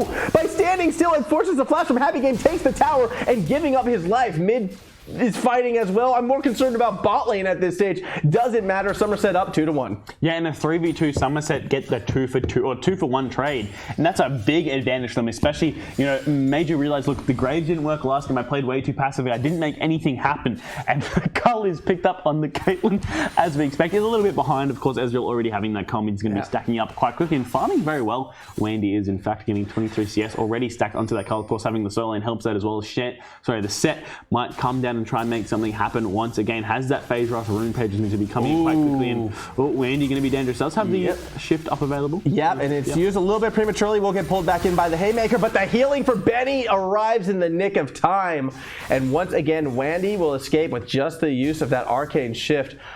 Very unfortunate for Mansfield. They're putting a lot of pressure on this bot lane, and I hate to say it, but it's not really paying out right now. This Ezreal a little bit too happy on the feet, and that's a lot of map pressure lost elsewhere. As you can see, already invading and triple buffing himself is #JustDance. Yeah, and it is actually very difficult for this Ezreal to 1v1. Or sorry, it's difficult to punish Ezreal. I mean, it's good that they're playing through bot lane. This is exactly what they need to do. They need to play through bot and they need to make things happen. But number one, I've learned this the hard way. Caitlyn is terrible with engaged supports. Like Leona, Thresh, I mean, she's not terrible with Thresh, but like stuff like Nautilus, Leona is really bad with Caitlyn because she plays so far back. When her support goes into engage, she's generally way out of range, and she doesn't have that initial burst. She's better at poking and getting slow damage down, so she's better with the Lux, better with the Morgana, better with these range supports that look for poke, stuff like the Swain almost as well, is what works with her, not Leona. And you can see that example of that is Leona going in super hard, getting a great engage off. Caitlyn also having the exhaust. I don't know why she has that. I feel like the exhaust is not what you want to have on a Kate. Like, that's the only reason. Yeah, but by the time you, like, whenever she's going to get, especially for lane, whenever she's going to get in range for exhaust, she shouldn't be in, like, her auto attack range is greater than that of the summer spell. I would have seen Merit taking the barrier instead. Yes. Lower cooldown still does the same thing as the exhaust would do, would probably mitigate even more damage and allows the Leona to have the heal. Because I feel like not having Ignite in that lane with a Leona is just kind of asking, well, basically picking Leona and not using the champion properly. 9God is being focused right now. Actually goes in with the death mark. Will immediately get taunted just as MAJØR arrives. Should be an easy kill picked up, we would think. MAJØR does secure it. So successful gank in the mid lane for Mansfield. No flash was used by 9God, however. So you do feel like a return gank probably not in the books yet. You would like to see the move towards Dragon off of that play, but a little bit too slow. Does mean #JustDance is around the area. Yeah, we see in the bot lane here. Oh, and here comes that gank. #JustDance going in just as we predicted, and now things go from bad to worse for the bot lane of Mansfield. That said, teleport as well as the MAJØR are here. #JustDance going to flash over the top of the Sett. One more auto secures the kill, but down below it is a 1-for-1, and in fact, Mansfield are turning this fight back in their favor. No return teleport from Requiem or from Kipkangaroo. Content just to let those bot lanes fight. We have a tie game on the kill count. Yeah, I mean, that was a good reaction there from Arventus to use that. Pathfinder used a Galio ultimate to get down, but has held on to the Grand Entrance and used that teleport cooldown instead to get down to the bot lane. It means that this first strike should be their priority, as 9God is maybe looking for a catch in the river, but will get spotted out by wards. And although this is what we want to see out of Mansfield, play towards his bot side, play for the bot lane to win the match, use that mid lane to kind of support. In that first game, they didn't have that same style, and already it's paying off for them. Yeah, 9God barely able to avoid that Zenith Blade, but still won't get out safely. Interesting that Mansfield goes for the gank in mid lane instead of taking what would have been a very easy dragon for them to pick up. Now #JustDance has red buff, is in the area, is going to spot them out as they kind of position around it. Short just letting that Ocean Drake go, and I feel that's a small misstep from the team that usually has strong macro. Yeah, I mean, Mansfield's macro is kind of what they exemplify them off. Of course, Caitlyn was dead. They really only had Sett and Leona there and the Galio, which isn't the quickest dragon, especially they were already low and the Zed was lurking, so I can see why they might have opted not to go for it. I mean, definitely could have been the way to go, but cooldown's a little bit too low at this point to kind of go for that objective, but no jungle pressure would have come through from #JustDance. And I mean, out of this Sylas, you can already see the impact of not being on one of those early game proactive champions. He did go for a gank and made something happen, but it's just not the same when Sylas doesn't have that early game. He really needs to have 1 or 2 items under his belt to kind of really stack up the damage or the healing he gets off his W. As you see, Arventus in the mid lane also able to do quite well against his Zed. Meanwhile, top lane, again, kind of on their own little island. Kipkangaroo putting that Fiora to use, as I did kind of suspect. Once he gets a champion he is more accustomed to, he will be able to handle lane, even against the likes of that Vladimir. Requiem, though, will be pretty content even to lose some CS early, as long as he'll still have that late game impact in the future. This game very much bot focused, and yet that dragon is still alive. Ignites engaged right onto Benny, just as MAJØR comes on down. True Shot Barrage not going to connect on anyone, and Mansfield pick up yet another kill for themselves. Yeah, and those are those bot lane issues we saw from Somerset in previous games, in previous series, that we just don't want to see anymore. It's that bad rotation. Why are they walking through that time? You know, the enemy team's pushing. There's no reason for them to be in that river, as we see Arventus. God has the damage for that one, solo killing Arventus. At the same time as well, it did look like I'll Just Dance was trying to make a play up top. Instead, it's going to settle for that Rift Herald. Going to be trading that for the Dragon that Mansfield has already started. As we do continue along with this one, Happy Game getting a bit of poke right now just as that Dragon falls. Ocean Drake finally does get secured for Mansfield, and now moving forward, this game still feels very even. It's just 9God overextending that has me concerned for Somerset moving forward. I don't like the Zed pick in the mid lane. I mean, he did get the solo kill just before, but, you know, I feel like this is Somerset just getting a little bit over cocky. They just got so much damage. Every single one of their roles is a carry, and it's not even like it's the G2 kind of carry style where, you know, you've still got Jankos on Olaf, which is like kind of supportive, and you've got those options. Everyone's on hard damage assassins, basically. You've got 280 carries drafted here as well. So you haven't got a lot of room for, you know, error here, and against a more balanced team comp, I don't know if in the mid game stages they're going to be the case, especially since I'll Just Dance, you know, needs that early game proactivity to really put his stamp on the game. One player in particular, though, that I want to sort of highlight in terms of having a complete turnaround has been MAJØR so far on the set. Really having that major impact that was lacking from that first game. Again, a lot of it has come through playing into this bot lane, which has that engage, which allows Sett to really get into the face of the likes of the Senna, who has that low mobility.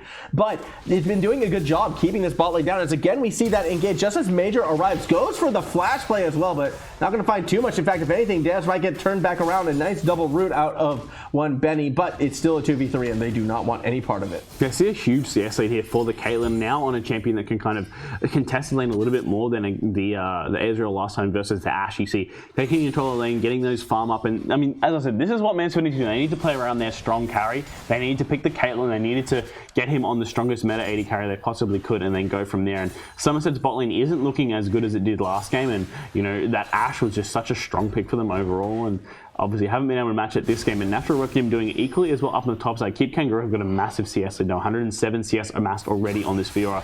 I guess it's his main, it's his one trick, it's what he's good at, and he was giving it over in that big band phase now. Yeah, Benny, I think, is not really tanky enough to be front-lining all of those minions as well as the champions. It still is looking to escape as I'll Just Dance arrives to the scene, steals the solar flare and uses it against Fishbonez. Meanwhile, up above, Requiem and Kipkangaroo going at it, and Kipkangaroo should be able to win that, but Requiem was able to escape. I'll Just Dance not finished yet. The chain gang connects, and Happy Game is forced to use that trap to escape. A thumbs up as he thinks Wandy has it, yet is unfortunately going to miss that skill shot. Somerset still finds himself one kill up.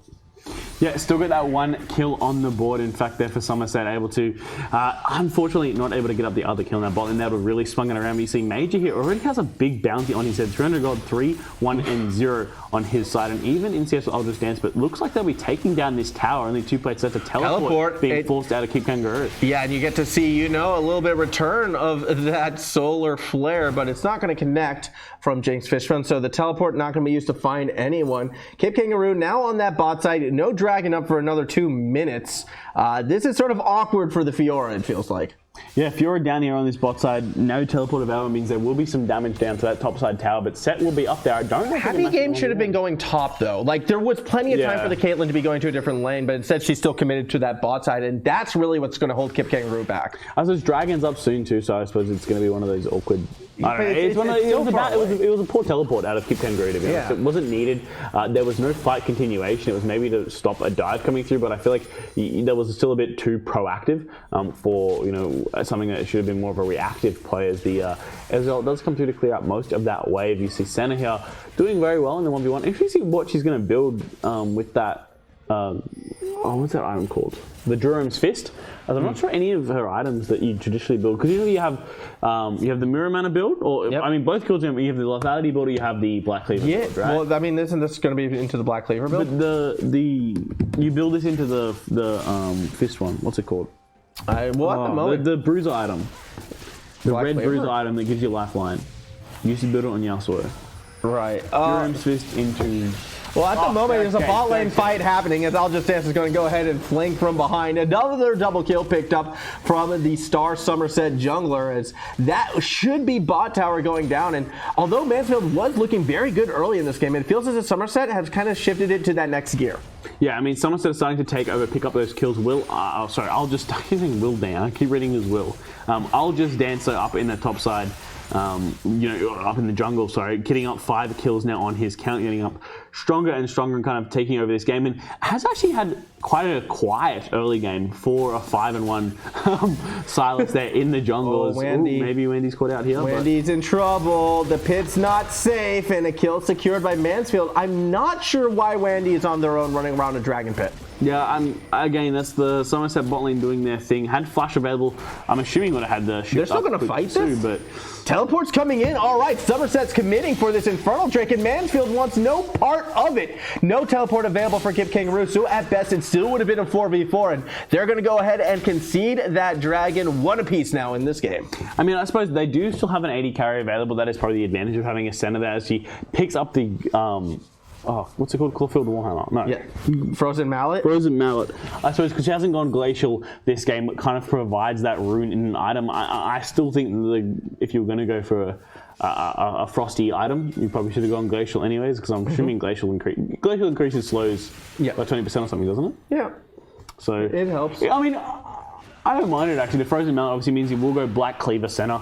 No Mirror Mana picked up for her, but obviously on the support will be fasting and not relying more on that passive to stack up the damage than anything else. As Galio there has to get out of the way of the Zed coming up in that mid game. And I think the reason why Mansfield did not want to contest is mainly actually because of 9God's pressure. He is at level 11 on this Zed, poses quite a threat if you are a happy game as the AD carry. And if this Caitlyn goes down, that's most of the damage for Mansfield gone already. I do like how 9God actually did sort of buy that smart optimization as well. Went for that Yo moves just so he will be able to sort of rotate to those other lanes that little bit faster and find kills in the near future. So Somerset, they still have their heads, I think, on their shoulders. That was one of the things I was going to be worried about coming into this one. Aljastance in particular, he had a slower start, but seems to be, again, sort of reapplying that pressure in that bot lane as well. And it sort of equalized this game in Somerset's favor now that they do have that small lead, as MAJØR needs to be a little bit careful right now. Just Dance does have the Showstopper available, and Deathmark onto the Galio will stop his escape, and here comes his own Showstopper. Does a nice chunk of damage to Arventus. The follow through by the Senna from down below. It's not enough to secure kills. Flashing after it is 9God, but the blasting cone is not going to get Arventus the safety, as 9God will just bounce over that wall. Another kill picked up for Somerset. And MAJØR also gets out, or will he, as Sylas goes for something on the bot lane, but we won't get to see it in that mid lane trying to go for that kill. Requiem is in a lot of trouble right here. This is not a trade that will go that Vladimir's way, so 9God is going to be coming up right now. Those vitals are not going to get popped, and Requiem, no, why do you walk back in? He goes golden, it's bait, but 9God not on that same page, does let Kipkangaroo get away with it. Sloppy play for both sides, realistically. They're going to dive the Fiora. Ooh, no ultimate available. Sylas is up there, a little bit lower on the health bar, but obviously has the Kingslayer to catch back up. Yeah, but now teleport will come through. It still does not matter. Kipkangaroo trying to escape. 9God wants no part of a very angry Galio. Taunt connects on the Aljastance, and that's a big shutdown going to the Mansfield mid laner. I mean, we were worried about Somerset having that big ego in the second game. I would say they definitely still had their heads in their bodies, but I think their heads are quite inflated and a bit large, I think, as that play coming through from Somerset. A little bit overzealous there, and ends up getting punished as 9God here, putting the damage down to Arventus, or is it Arventus putting their damage down onto 9God? Yeah, it's a bit of a back and forth happening as down below Zenith Blade underneath the tower just as MAJØR arrives. Do they have the damage to take down Wendy? Yes, they do, but at what cost? Because Jinx's Fishbone will fall as well. Now Benny is just chilling under that tower. Happy cannot take the Senna down. Still ace in the hole will be used, and somehow Benny survives. Very unfortunate for Mansfield. A 1-for-1 on the dive down bot. How? I suppose the health pot, put the health pot and give him that little bit of health that needed. Man, I suppose Caitlyn did go for Storm Razor, so it doesn't have that bulk of damage that Infinity Edge gives you, which you're kind of you're supposed to go Infinity Edge first, aren't you? Typically, yes, you see Infinity Edge first on Caitlyn. You go Infinity into Storm Razor into the Rapid Fire Cannon. Just Dance is on the scene. Can't save the tower, but can get a bit of revenge. One might think MAJØR tries to escape, but the ace in the hole coming out of the Sylas and Happy Game. Not very fast on their feet right now. It's forced to flash out. Showstopper and giving their life. What a nice jungler, but it might not mean much as I'll just dance still looking to chase Happy Game down. Has a tower and a Leona to protect him, and that should end this exchange.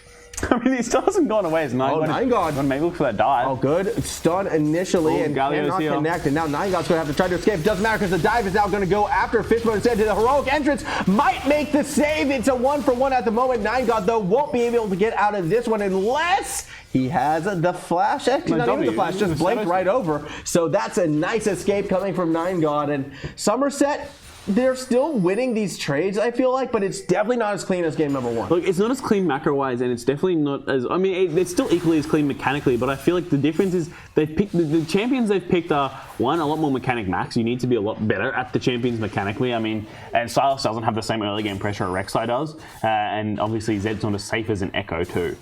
So they are still going for these deeper plays. They're just getting punished a lot more because they're harder to execute. But they're just, again, that's Somerset style. They don't use their brains. They're just mechanically better. They go, I'm going to press my buttons quicker than you. I'm going to kill you more than you're going to kill me, and I'm going to win that way. As bot lane has been that center, that epicenter for all the action so far this game. This top lane has been a bit of a slow 1v1. Of course, both top laners 0 kills, 0 deaths in the first 2 columns. 1 assist from Kipkangaroo because of the teleport, I believe, or maybe. Why did Dragon just reset? I don't know. But they will be picked up as the Somerset side has now 2 dragons on their side. I think the Soul this game, I mean, I don't know if we'll get to Soul, but if it does, I think Mansfield's lineup is going to do better the later this game goes, despite 2 AD carries being on Somerset's side. Again, I think the 1-3-1 is going to be important for them. Actually, both these teams scale quite effectively. Yes, they're each pretty strong late game comps. It's just going to come down to whoever I think executes those later game team fights. And while Somerset should be the more mechanical team, I just like the tools a bit better on the Mansfield side. In particular, Arventus on this Galio, as well as MAJØR on this Sett, have had complete turnarounds from this first game. However, Happy Game getting caught out, not really going to help my argument in this stage as Somerset finds yet another kill. They definitely are the team with the tempo, Somerset, I mean. And if they do continue this, I don't think Mansfield are going to be as good from behind. I want to see more of that early game Mansfield where they were being that proactive team and kind of pulling off these plays. I mean, I've been actually kind of perplexed by Happy Game's play throughout this series, given the fact that his, rank indicates he's, Diamond 3. And like that, for example, that death there was a very classic something you'd see in Silver where the 80 carries over pushing. But if you're an 80 carry, once the game gets past 15 minutes, you shouldn't be bot lane anymore. You should be in mid lane or in top lane, preferably mid lane, and you should send your mid laner to that side lane to pick up farm no matter who she is or what the game state is. That's where you want to be. You don't want to be stuck in that long lane because you will just get caught out time and time again, especially if your tower is down and again the Caitlyn is walking. Wow, there. This is a lot being used to take down Requiem, who still has flash available as well as the Sanguine Pool, I think.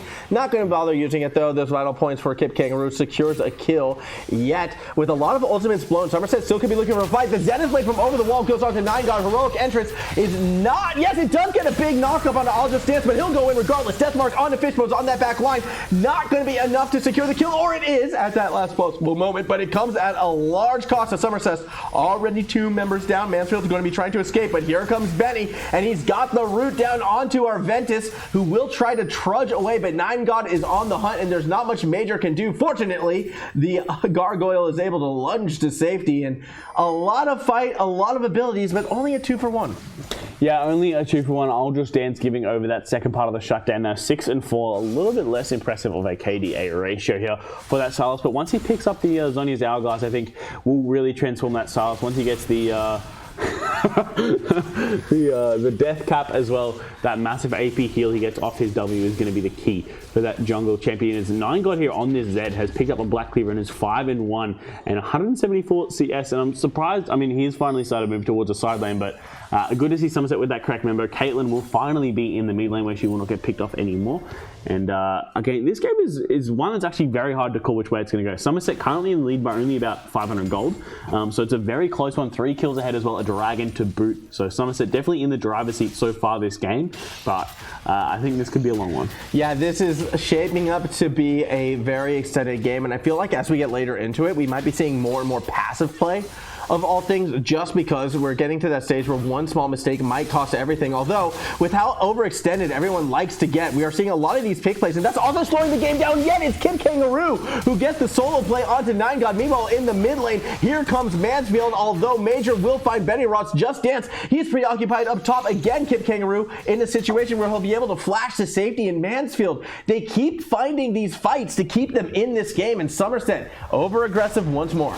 You can see a mana moon built on the Fiora. I mean, I haven't seen a Fiora in a while. She got buffed, I think, 3 patches ago at the same time, and then Jax kind of got busted. But interesting to see the mana moon. I'm not sure if that's meta or if it's an adaptation that he himself goes for. It seems interesting, but I've been seeing a lot of champions take mana moon recently.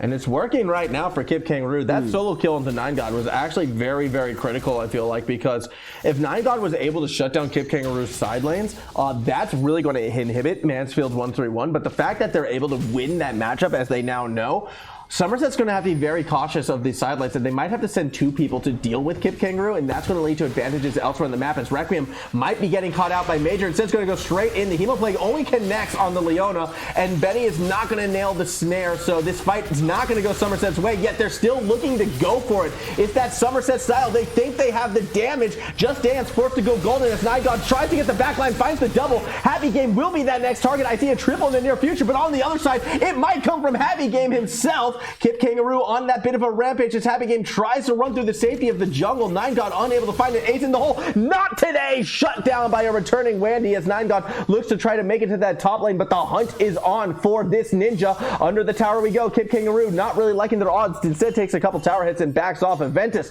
is going to have a crack now at this Zed, as we do see down below Kipkangaroo is backing in the middle of lane. The taunt, it does connect. 9God should go down. Deathmark just used to buy time and to escape as well. Arventus still on the hunt, but there's no more Fiora down on that backside. Meanwhile, teleports towards the dragon pit are coming through as Kipkangaroo is looking to rush this second cloud. Yeah, but Ezreal is down there on their bot side, and the rest of the Somerset team has just respawned some Fioras. I will be able to take it in quick enough. Just out of range for the steal attempt right there, so it will be taken. Trishop Barrage not going to hit its mark.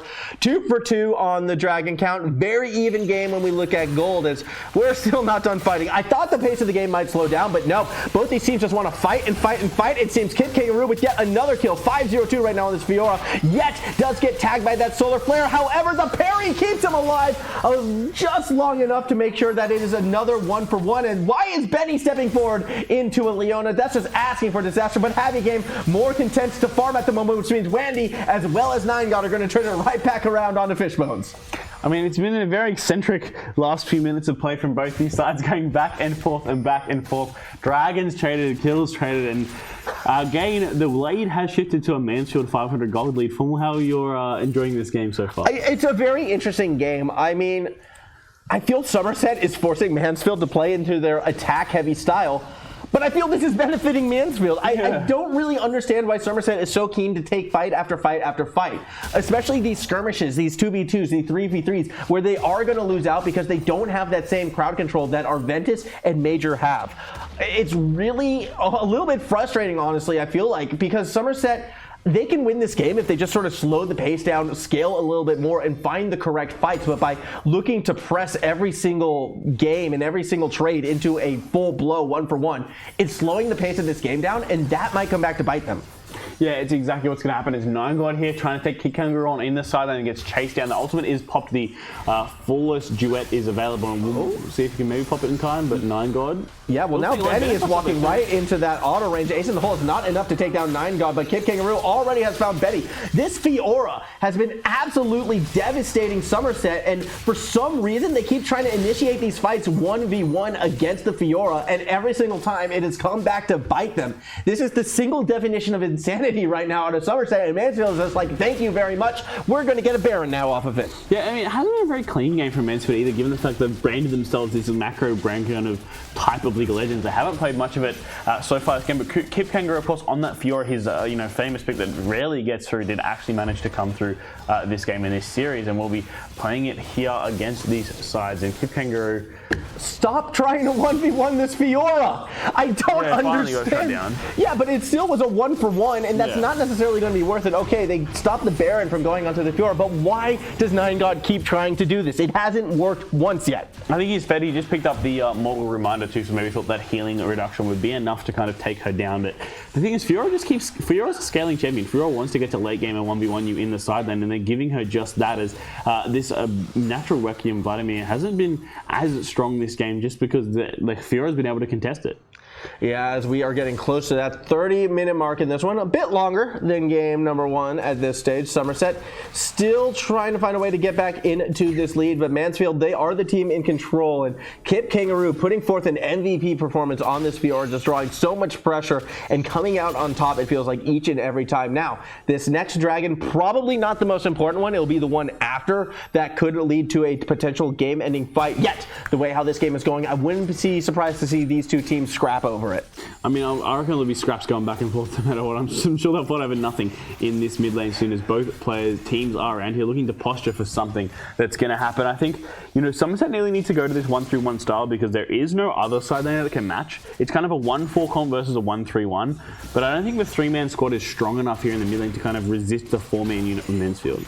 As we do see some bot lane pressure being established right now by Kipkangaroo, which does sort of put this mid lane siege on a bit of a time limit. Eventually, Somerset is going to have to break off, and even with that Baron powered cannon, it looks like they just might have to give it up while being around, although the flank is still coming through. 9God as well as Just Dance are going to go for it. That's a big hemo play, getting a lot of members, forcing Mansfield to re-engage. Kipkangaroo still a long way out, but the damage from Somerset is not going to be enough to break this front line. 9God can do nothing on the back end. This fight is going to be a wash as Kipkangaroo finally does arrive. That's going to be an ace. That should be even more. It should be the beginning of the end of the game. I mean, time is at 40 seconds. They should end the game here. I mean, Mansfield might misplay and not go for the end, but with the Baron, with all 5 members alive, Somerset initiating that fight as well and just getting slam deals, because I'll Just Dance went down very quickly. And out of Somerset, I mean, they went for that same style. They went for the same, we're going to be better than you, we're going to beat you in the 1v1, but it has not worked. Mansfield with a better comp this time, played around bot lane.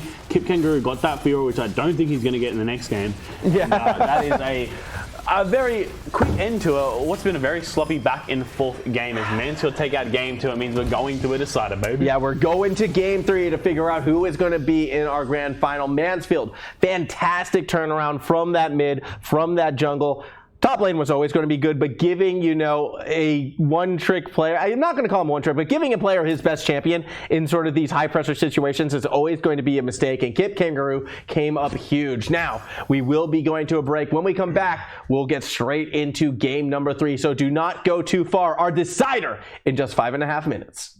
Hello everybody, welcome back to our Rift Royale. I am the voice of Formal. You don't get to see my face yet. Joining me is still Mitchell Replays Anderson as we are going into game 3 of this semifinal. The winner of this game will be in the grand final. Mansfield had an amazing bounce back off of that hot play from MAJØR and Arventus. Somerset got a little bit too greedy after a dominant first game performance and now have to regain their footing. It is do or die for both these teams as only one will be in that battle of North versus South. Yeah, and it's funny to see exactly the bans coming out of Somerset this match, banning out the 2 champions they don't want to deal with. The Caitlyn and the Fiora are gone. The other champions they banned out, Hecarim, will be let through, so maybe MAJØR can pick up that Hecarim and make something different happen. As hopefully we get through this champ select in one go. We haven't had much luck with that so far this series. As this last ban will be the one by Somerset they won't get to do. That's why they're going to wait for this timer to count down. And I mean, I hope Somerset go back to their strategy from game 1. I want to see I'll Just Dance on an early game jungler. I want to see him on something aggressive like a Lee Sin, like that Rek'Sai, or maybe even a Xin Zhao too could get picked up there as we see the other team going back and forth. Meanwhile, it does look like they did get their 3rd ban back. Apparently, that was allowed, and they're going to use it to get rid of Hecarim. Fiora being that first ban, though, made so much sense, and now we're going to be seeing a Camille for Kipkangaroo, that other champion he is known for. I expect this one will get locked in. A blind Camille can be punished, however. We thought the same thing about Fiora potentially into that Vladimir, and it worked out well for Mansfield before. He is strong enough, he can make it work again. That is exactly the case. I mean, Camille and Hecarim were the 2 bans that Somerset have pretty much put in every game, and that Fiora was the only switch up. So now will be the case that the Camille will be locked in, so Kipkangaroo will have that aggressive top laner, and I think, Natural Requiem can't play the Vladimir into this Camille. It can play something a little bit safer into it, but I mean, Somerset just need to play around this jungle. I need to have I'll Just Dance on a very aggressive pick, and Lissandra the first pick, I would say it's probably going bot lane. Yeah, that could be. I still think it's probably. I actually almost feel like it's going to be top. Was the Lissandra top? I mean, it could work. I mean, it does have that. CC has a big ultimate. I just know Benarox plays a bit of Lissandra. So that's why I'm assuming it's going there. Senna is the next pick up there. So we're interested to see where these champions end up going. I don't want to see 9God on something like Liss. I think that's a bit too safe, as Ashe has been picked up, so they will not go back to the Ezreal from game one. I think this is the real game where you're going to see both these sides go head to head. Yeah, as Arventus will get that Galio, and the difference of Arventus on the Galio than the Zoe felt night and day.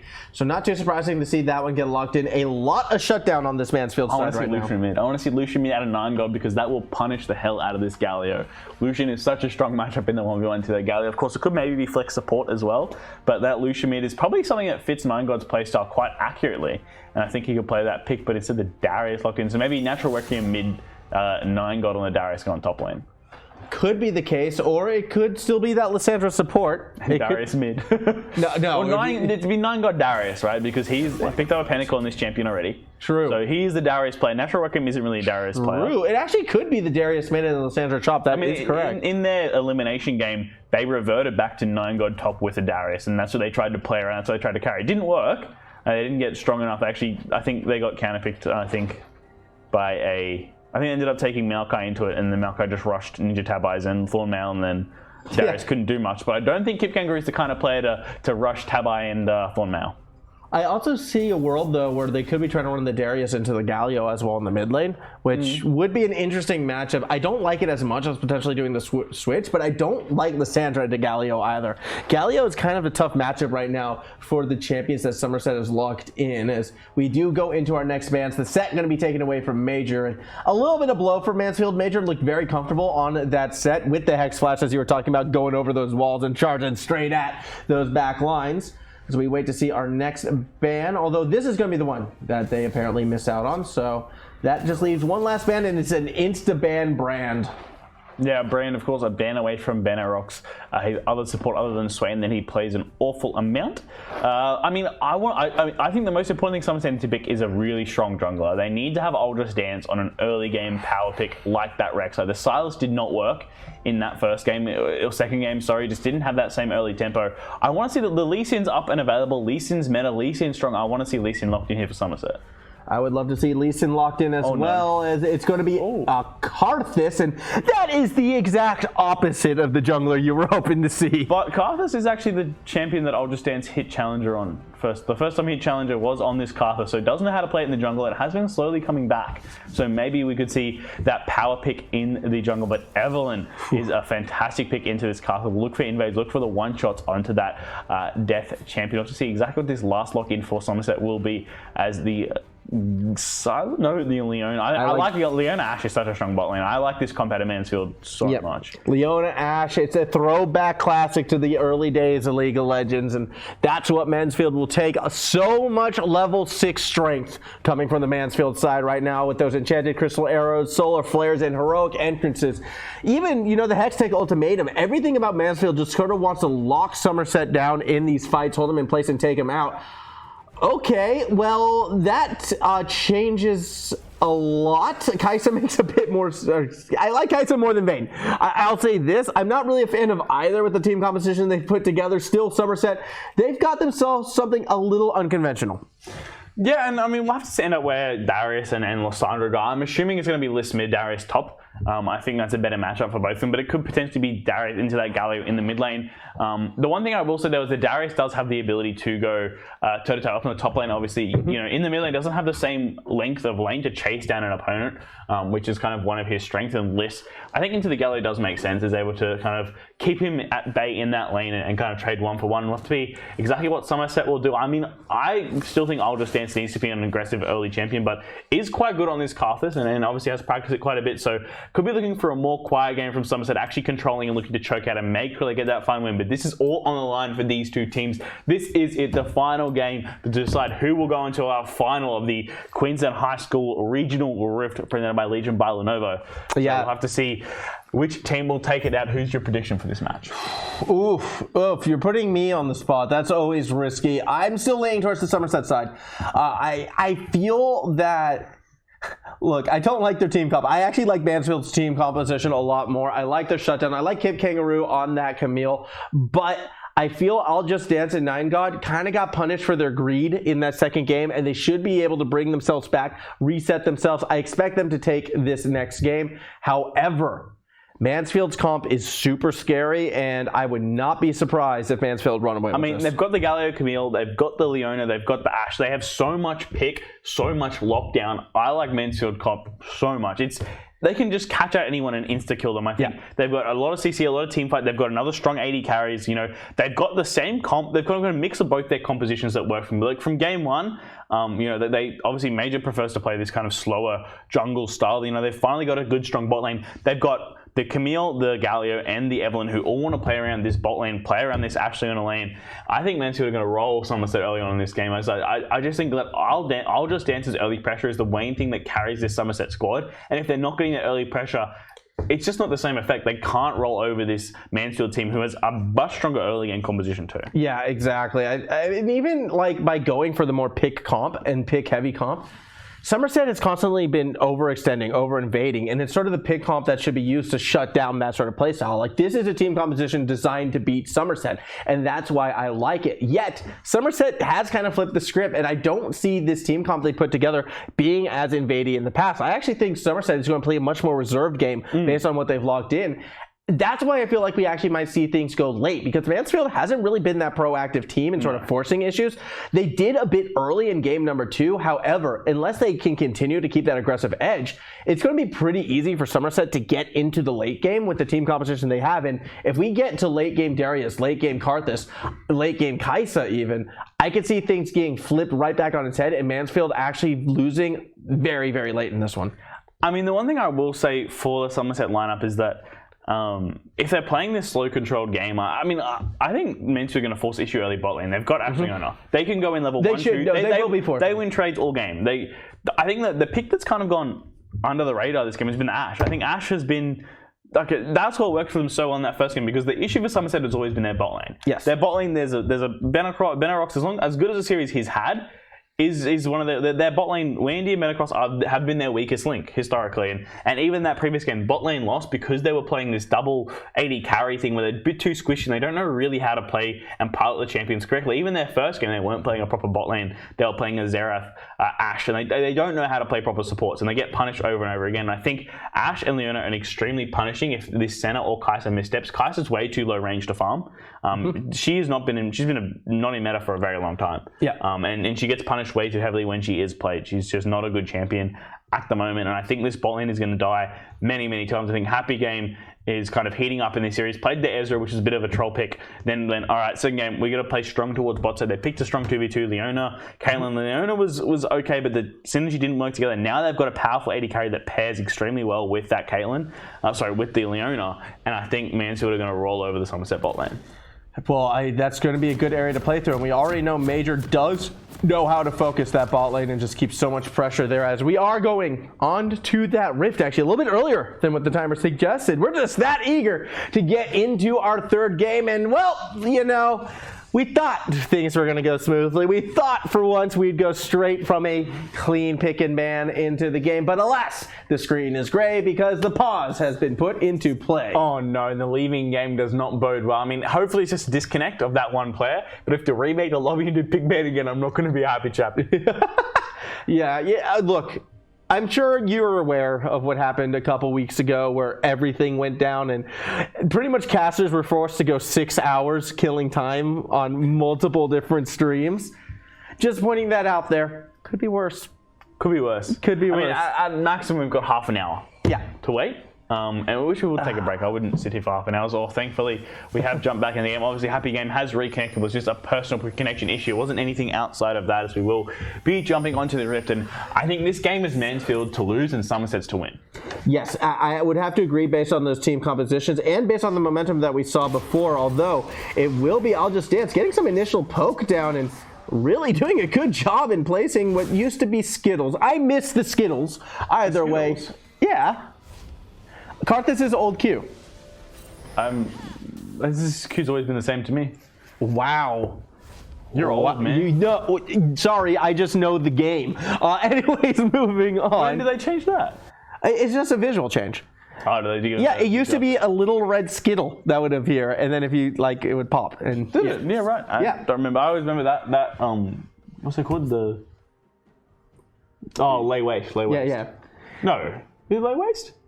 I think it's lay waste. I always know. It's just Skittles, man. It makes me hungry. Man, it's Skittles. It's Skittles. I don't like Skittles actually. Like of all the sweet, like Skittles. All right, well, fine. Then M&Ms, Smarties. They're small red candies. I'm accepting it. I'm just bagging on Skittles here. I don't like them. How can you not like Skittles? Because they're just too fruity. I'm more of I'm gonna have a little thing. I'd rather have like pods or I mean I like Crunch. Pods are M&Ms with a little bit of a bit of Malteser in the middle of it. Those are quality. Good. Yeah, those are good. And the peanut M&Ms they go hard too. Thank you. Someone else respects the peanut M&M. All right, I like hearing that. There actually were pretzel M&Ms I had recently. Yeah. Disappointing.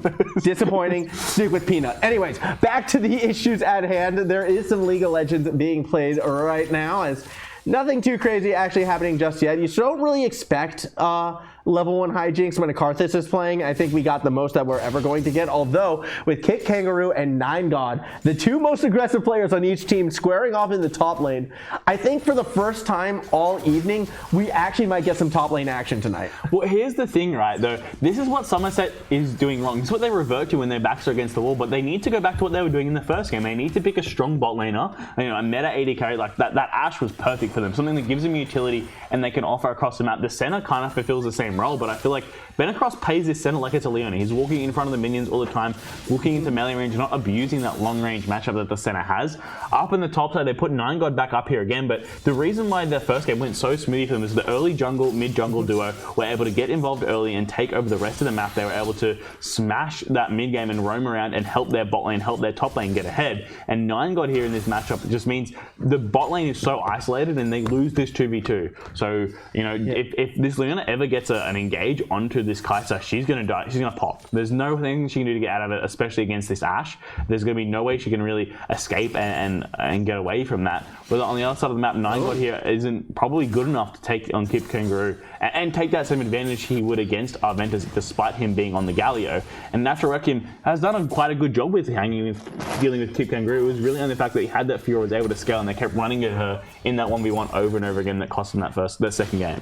As we are watching 9God, seems like the strategy for Somerset as well on that top side, at least for 9God's head, is let's keep Kipkangaroo stuck under tower for as long as possible, yet I mean, confident enough to sort of play safe underneath that tower for the time being, although Kipkangaroo is going to step forward and now looking for a bit of engage. I think that was a bit of a, almost a bluff in that situation, but needs to be careful because I'm Just Dance is right around the corner.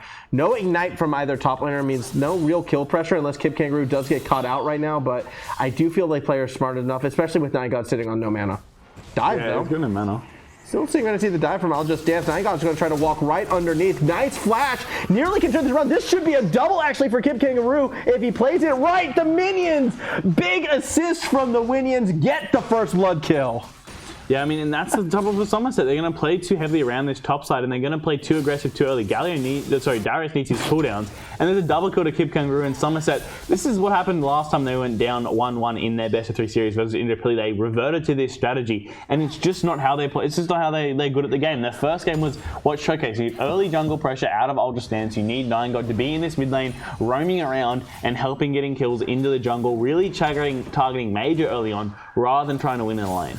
And if you I'm still trying to go back to this idea of yes, let's pick Karthus and then try to go for dive plays up top against a Camille. Yeah, it's. I mean, he's playing Karthus like it's a Lee Sin. And why would you not just pick the Lee Sin? Well, Arventus, though, could be in a bit of trouble. It's Natural Requiem, though, with no mana to really follow this up right now. It's kind of all up to Just Dance, really, to secure this kill. And I don't think that's going to happen with Flash still available. So eventually, it will be Somerset backing out.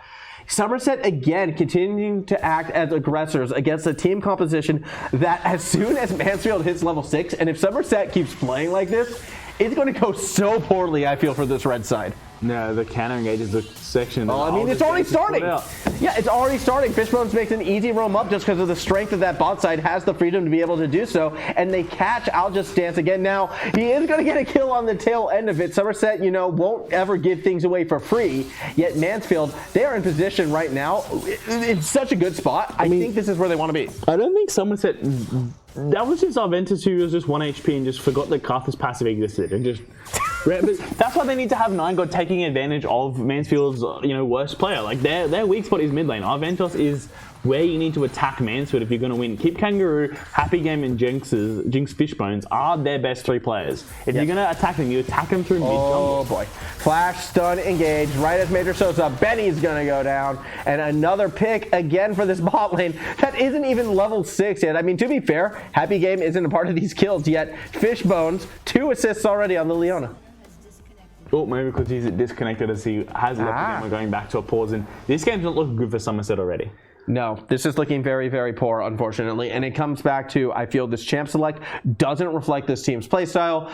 They're still playing that same aggressive style. They're not really taking in consideration the state of the game, the state of their drafts, and it's just hurting them in the long run. Well, I mean, this is their default, right? This is their default. You have, I'll just dance jungle, NineGod goes on the Darius and tries to smash. This is their well, we don't know. This is how we're going to play the game. You're just going to carry through top side, and top is not the best. The best role to carry through is mid jungle. I don't understand why you haven't picked Lee Sin. Karthus functions best when you sit in your jungle and you hard farm all the way to level 11, and you just press R when people are low, and you just stack up that dark harvest, and you don't gank. You don't gank on Karthus. He functions best when you sit in the jungle, farm, and then go boom and kill people, and not go for level 1 dives. This is a Camille that's 2, who's exceptional at dive defense with the shield passive she gets, with the stun as well, easy to land off the wall. As NineGod here, a level down against Kipkangaroo with that bone plating means there's no damage coming through. It's down on the bot side. They're going to be looking for this dragon. Yeah, dragon is where the action is right now. It looks as if Somerset, though, were initiating it, yet Mansfield were able to position themselves around. It's only Happy Game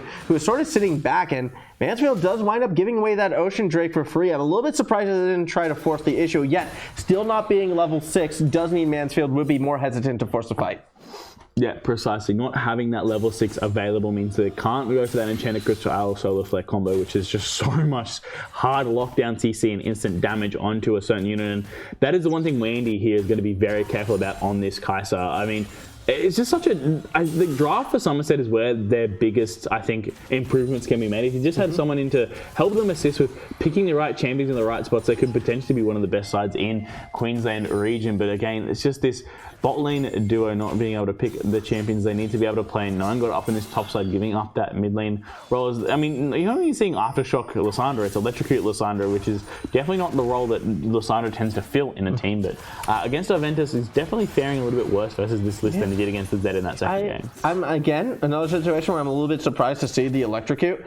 I think Aftershock definitely is what you would be taking into a Galio, as a nice Zenith Blade will connect again right as MAJØR arrives, and Benny zoned away from the rest of the team. I do feel that will eventually get picked up, as there's really nowhere for this Senna to go. Out comes, a little bit of an ultimate out of Karthus, but it's not going to find too much there. So another kill picked up for this Mansfield side, now up 5-1. The snowball about to hit in effect, as off of that kill, we have level 6. Yeah, level 6 now picked up for this bot lane, and these bot lane ganks are so telegraphed too, but some of us just aren't getting the memo. They're so telegraphed. Leona just instantly walking up past the minions, and has only done it whenever Eve has been around. So it's one of those situations where a better player would realize, look, that's what they're going for. They're going for ganks. You need to step back and just give up pressure in this lane. But again, that's I suppose is the elo they're playing against, and this is why Mansfield needed to do this in the first game. They needed to play through this bot lane and take advantage of the weaknesses that are other side. And Somerset have just decided in this last game not to do it.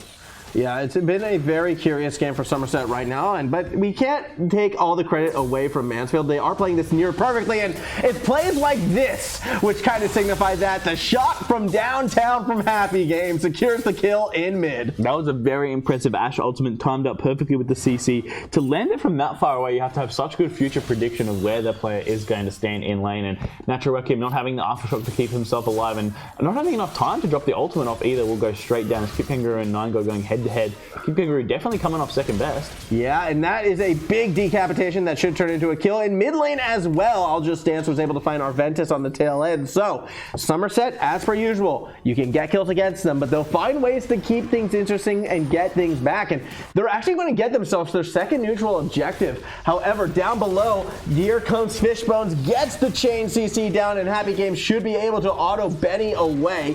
Bot side for Mansfield, top side for Somerset. Game can still be interesting. Yeah, it can definitely still be the case, and this bot lane needs to stop dying, especially Ben across. This is exactly what happened. I mean, this is kind of an exact replication of their match versus Intrapilli in the best of 3 in the quarterfinals of the Queensland High School League of Legends Championship. It's exactly the same thing that happened. They went, the first 2 games, they had 9 good mid, and they played really, really well around I'll Just Dance and 9 God, and then this game they went, right, we're going to have the Darius top. We're in desperation. This is it. If we lose this game, that's it. And bot lane just got absolutely slammed. Ben across died like 10 times. The Vayne got fed. The AD carrier, I believe, was a Kai'Sa too, into a similar matchup like this, and he was just getting poked out and taken down. There was no ability to save each other in this bot lane. I'll Just Dance wasn't on a strong early game jungler, so by the time he got out of the map, I think he was playing Graves that game. Didn't do much. 9 God didn't get a big enough lead in the top side to kind of win, and the same thing is happening here in this game. And the Ninja Tab Eyes will be coming through for Kipkangaroo too, so that's going to reduce Darius' damage even further. Doesn't have TP to come and look for cross-map plays and help out his team, and very, very worrying if you're a Somerset fan. Yeah, Somerset in a bit of strife right now, although you do have to admit it is going okay, at least in the top lane. Not the start you were looking for out of 9 God, but by finding that kill back before, I think he is back into relevancy. However, down below, interesting recall right now. MAJØR, I'm not sure he was spotted. Enchanted Crystal Arrow not going to connect yet. Still the engage will come through. Solar Flare misses as well, but it might not matter. Heroic entrance does make it a 4v2 at this stage. Requiem not going to find anything in return. A double kill already picked up by MAJØR, and Benny shouldn't be able to escape from behind the tower. Gets a key root underneath it, yet the tower is still focusing minions. Finally, Arventus goes in, but the team had already pulled away. A bit of miscommunication gets one back for Somerset. 2 for 1 overall. 3 for 1 as Happy Game gets the volley. Okay, why was Benny still there? Somerset can't play through bot. Oh, here we go, Requiem. Big bot diff. Here comes Requiem, though, looking to get a big double kill. Gets one, should get the second. And okay, this is a lot of people sticking around when they really shouldn't. Yeah, this last game has kind of descended into messiness. We saw the bans, we went like, this is going to be clean, they're going to wait for mid and they'll play for their fights, especially Somerset with this late game comp are going to kind of play the early game a lot quieter than normal, but this game has been more aggressive than before as 9 God here going there. Yeah, Hextech Ultimatum will hold poor 9 God in place as MAJØR arrives. Also had some backup in the form of Arventus as well. Yet, as this is happening, why are they all going up towards the top side when the dragon is down below? Oh, well, better collect that scuttlebug, I suppose. Mansfield give up yet another neutral objective. Yeah, the mountain, the mountain soul here could be a real win condition for Somerset. It could really bring them back into this game because they are looking well out of sorts. I don't think there's any fight they take versus Mansfield's 5v5 that they ever win. I think the Leona, the bot lane game for Somerset is just pretty much non-existent at this point. Natural Requiem, despite getting a few kills, isn't in that same position to really do much. Kipkangaroo up here is getting some free time on the top lane, and he's going to be nice and big as 9 God. Isn't going to do much in this 1v1 anymore, but I think having this Mountain Soul, they've already got 2 Drakes down, and that's one of the things Karthus does provide. He has really, really strong 2v2s. Maybe? I don't think they can one-shot him. Sure no, this is very ambitious. 9 God very happy to take this 2v1. MAJØR looks to escape, yet here comes the decapitation. 2 more kills back to 9 God. Don't play in, why, the same thing, Somerset went for a gank bot and got, destroyed again. There we go. You don't play around the enemy team's weak, you keep going bot. I don't understand why they went for a gank topside. Just keep playing bot. What? Try to kill this bot lane.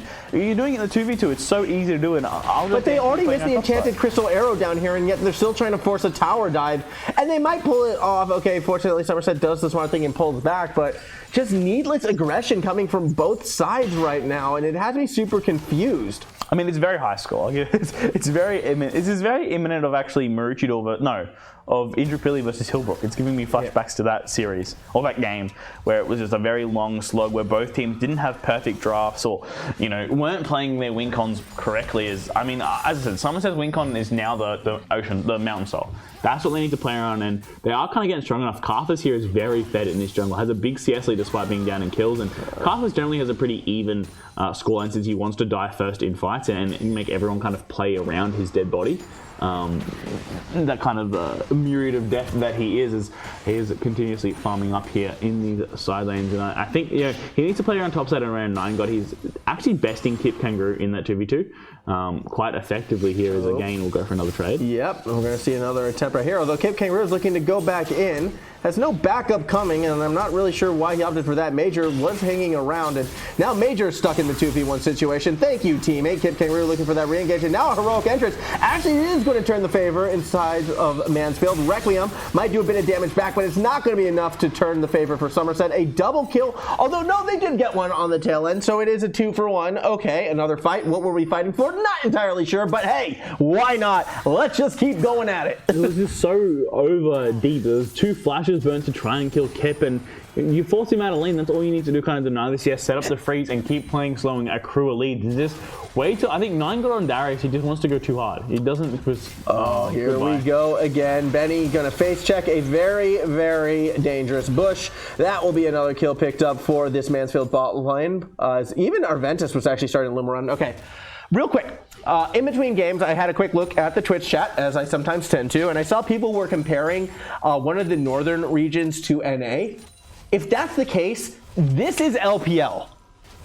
We are just fighting for fighting's sake. This is LPL before coaches got involved. This is when this is when the players were in the OPL. When LPL was like a joke region. Yeah, this is before LPL was good. Oh, I disagree. LPL has always been a good region, and this is during SKT Dynasty, LPL went like they were just. RNG was just Uzi was like, no, I am captain coach, I am carry, I'm everything, and you do only what I say. Like it was a very unhealthy culture in China during season, I'd say 4 through 7. Really, it was there wasn't much structure. It was very much the players just wanted to fight, and it was very solo queue-esque in the pro scene. They were still always making it to the semifinals. I mean, no, of course they were still good mechanically, very, very strong, which is obviously what we're seeing out of both these sides. Quite mechanically good players, but that it's just that same difference in the region. The reason why Korea was just so much stronger than China. I think this is still very reminiscent of even current LPL. I think you need to watch more LPL. Is all I'm saying. The only LPL I watch is Top, right? And Top just Top is and Top have good macro. Top is an exception to the LPL rule, but even they sometimes get into some level 1 shenanigans. I mean, JDG and Top and even Sunin are pretty decent in terms of... JDG is the team that I look for when I look for good macro in terms of LPL. Yeah. Meanwhile, though, MAJØR actually going in after Wendy, that was a ultimate used very prematurely, and Wendy will go down. And now Natural Reckion's thinking, you know what, let's 1v3. I have the Frozen Tomb, and it's not going to do much at all, as Happy Game should be able to find this one right back, although need to be a little careful. Here comes Benny, and Benny is not going to do much. Running in one at a time, not the best strategy, unless, of course, you're a Darius, immediately caught in the Hextech ultimatum, and now Benny makes his push known. Finds a couple kills back, but at what cost, as he's already lost the help of the 9 God, and Benny will be forced to limp away. A 4-for-2 in favor of Mansfield. Yeah, I mean, the Somerset's they didn't. Now it's a 4-for-2. Yeah, now just had to make sure. I could see into the future. Okay, I knew how Just Stance was going to walk in and die, because what else would happen? That's what everyone's doing this game. Just psychic formal at display. Somerset need to stop fighting around bot lane. The Kai'Sa and Senna are useless. Like it was quite poor picks. They need to pick Ashe. They need to put more priority on that pick. They need to play more around the top side of the map, and they just haven't. 9 God here has displayed once again. He plays way too over aggressive and is more of a. I think honestly his top lane is better against kind of so like lower elo players. Against an actual semi-decent top laner, he can't get those same advantages on Darius, which is why he's not good in pro, because you can't just decimate bronze players like you do with the Darius. He's just not strong enough to really punish small mistakes, as we see. What was that fight over? Sorry to cut you off, but bot tower doesn't go down. The blue buff is still there. There was no reason to fight. I think Eve was just walking through the jungle and saw Wendy and just tried to pick her, and then Somerset tried to save it, and they just kept going back and forth. I'm losing my mind this game. I am absolutely losing my mind. These teams are just so keen to go at it again and usually again. That's your forte. Usually I'm the one going like, oh my god, just use your brain. Doing the color cast, like, what are these teams doing? I'm sitting here, I'm enjoying, I'm just watching these people run each other. Just a complete 360 in mental. This is. We have swapped roles. I want to destroy the Legos again. I want to go back to a time where I could build my Lego house full of League of Legends champions, take that baseball bat and smash it, because that is the game we are seeing right now. It is one of those glorious car wrecks of a game, just with everything on the line. I talk about this in the past sometimes, how like nerfs either cause you to play passive or play overly aggressive. I feel both of these teams have that aggressive gene in them, as once again, Nine God and I'll Just Dance looking to find Kipkangaroo, yet you're trying to run down a Camille. It's not going to happen. And while this is happening, Mansfield, they're establishing pressure down on that bot side. Yeah, and the bot lane is they're just dead again. Yeah, Solar Flare. Oh, yeah, let's flash straight away from the Enchanted Crystal Arrow. Not going to work for you this time, as not one but two members will go down for that Somerset side. Finally, bot tower will fall after all of the fights we saw down there in Mansfield. They ain't going to stop because they cannot afford to on that top half. Somerset doing the same. Yeah, and the bot lane is the difference here. The top lane got another fight. I like that heroic entrance, actually. And wait, what? How did natural Requiem wind up there? Anyways, meanwhile, another Requiem's about to go down, and that did a lot of damage. The Dark Harvest now completed on the Karthus, so we'll have a little bit more damage coming out, as Nine God might chase down Kipkangaroo, but in this little alcove is where Camille functions best. Goes to the blind apprehend, but Galio's coming up too. Nine God can't 2v1. Yeah, he cannot 2v1, but he might not have a choice as Arventus leading that charge. Kipkangaroo has to play this very carefully. That's a lot of damage out of Nightcup. The decapitation does get one. Okay, so we've hit that 20-minute mark, 23-13 scoreline. Somehow that control ward has gone not spotted by Kipkangaroo, but I do think he did see it before. Nope, no he did not. All right, we'll keep pushing. Baron now on the Rift. Baron fights, I feel, are very, very imminent. Baron fights are a long, long way away. They're not done with laning. These players are still in lane phase, man. It's not even close to mid-game yet. This is like 5 minutes in. They're playing like it's still 5 minutes in. It's ridiculous. You know what? If I had already 2.5 items as an Ashe still in laning phase 5 minutes in, I'd be feeling pretty confident. And this bot lane for Mansfield, eventually, I do agree, it's just going to completely wipe the floor with these fights. Because it's an Ashe Leona, the kiting will be there. I feel to shut down I'll Just Dance and Nine God if they try to step forward and approach this bot side. I like the front line for Mansfield. I feel they have the advantages in these fights, and it's why I want to see Mansfield start to posture around that Baron and force these fights to start to accelerate and end this game. I mean, the ticking time bomb here is the I'll Just Dance on the Karthus, right? Yes. Once he gets super fed and is able to one-shot people, I mean, the more Dark Harvest stacks he gets, his ultimate would almost one-shot the Ashe late game. You know, so it's one of those things where it's still kind of one of those games where it's anyone's to win. I would say Mansfield have the better composition and better individual champions, so they are definitely favoured to win, and they're doing stuff like this and waiting for them to make mistakes and punishing. And this is actually a pretty intelligent play, and it might pay off, although Somerset is around to try and return the favor. MAJØR nearly going down as Nine God, as well as Wendy leading that charge. The heroic entrance a little bit too deep. I would have liked to see that on Jinxs instead. Still, it's going to lead to that re-engage. Requiem as well as Jinxs goes down, but Nine God just decapitating people left, right, and center, finds the kill in the happy game, and that's a lot of damage gone. Still, Killer Kangaroo's going to dive and get one right back. It's a 3-for-2 when Requiem is pulled, and MAJØR will go down, equalizing the fight.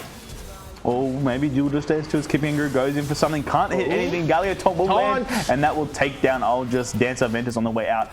Does escape the wrath of the tower, and this mid lane tower will go down. I mean, Mansfield are massively ahead. They're 7k in the lead because they just have a better team comp. And so Somerset are running at them with the bot lane that is very far behind. I mean, Kaiser's only got one item completed, and it's an unstacked mirror mana at that.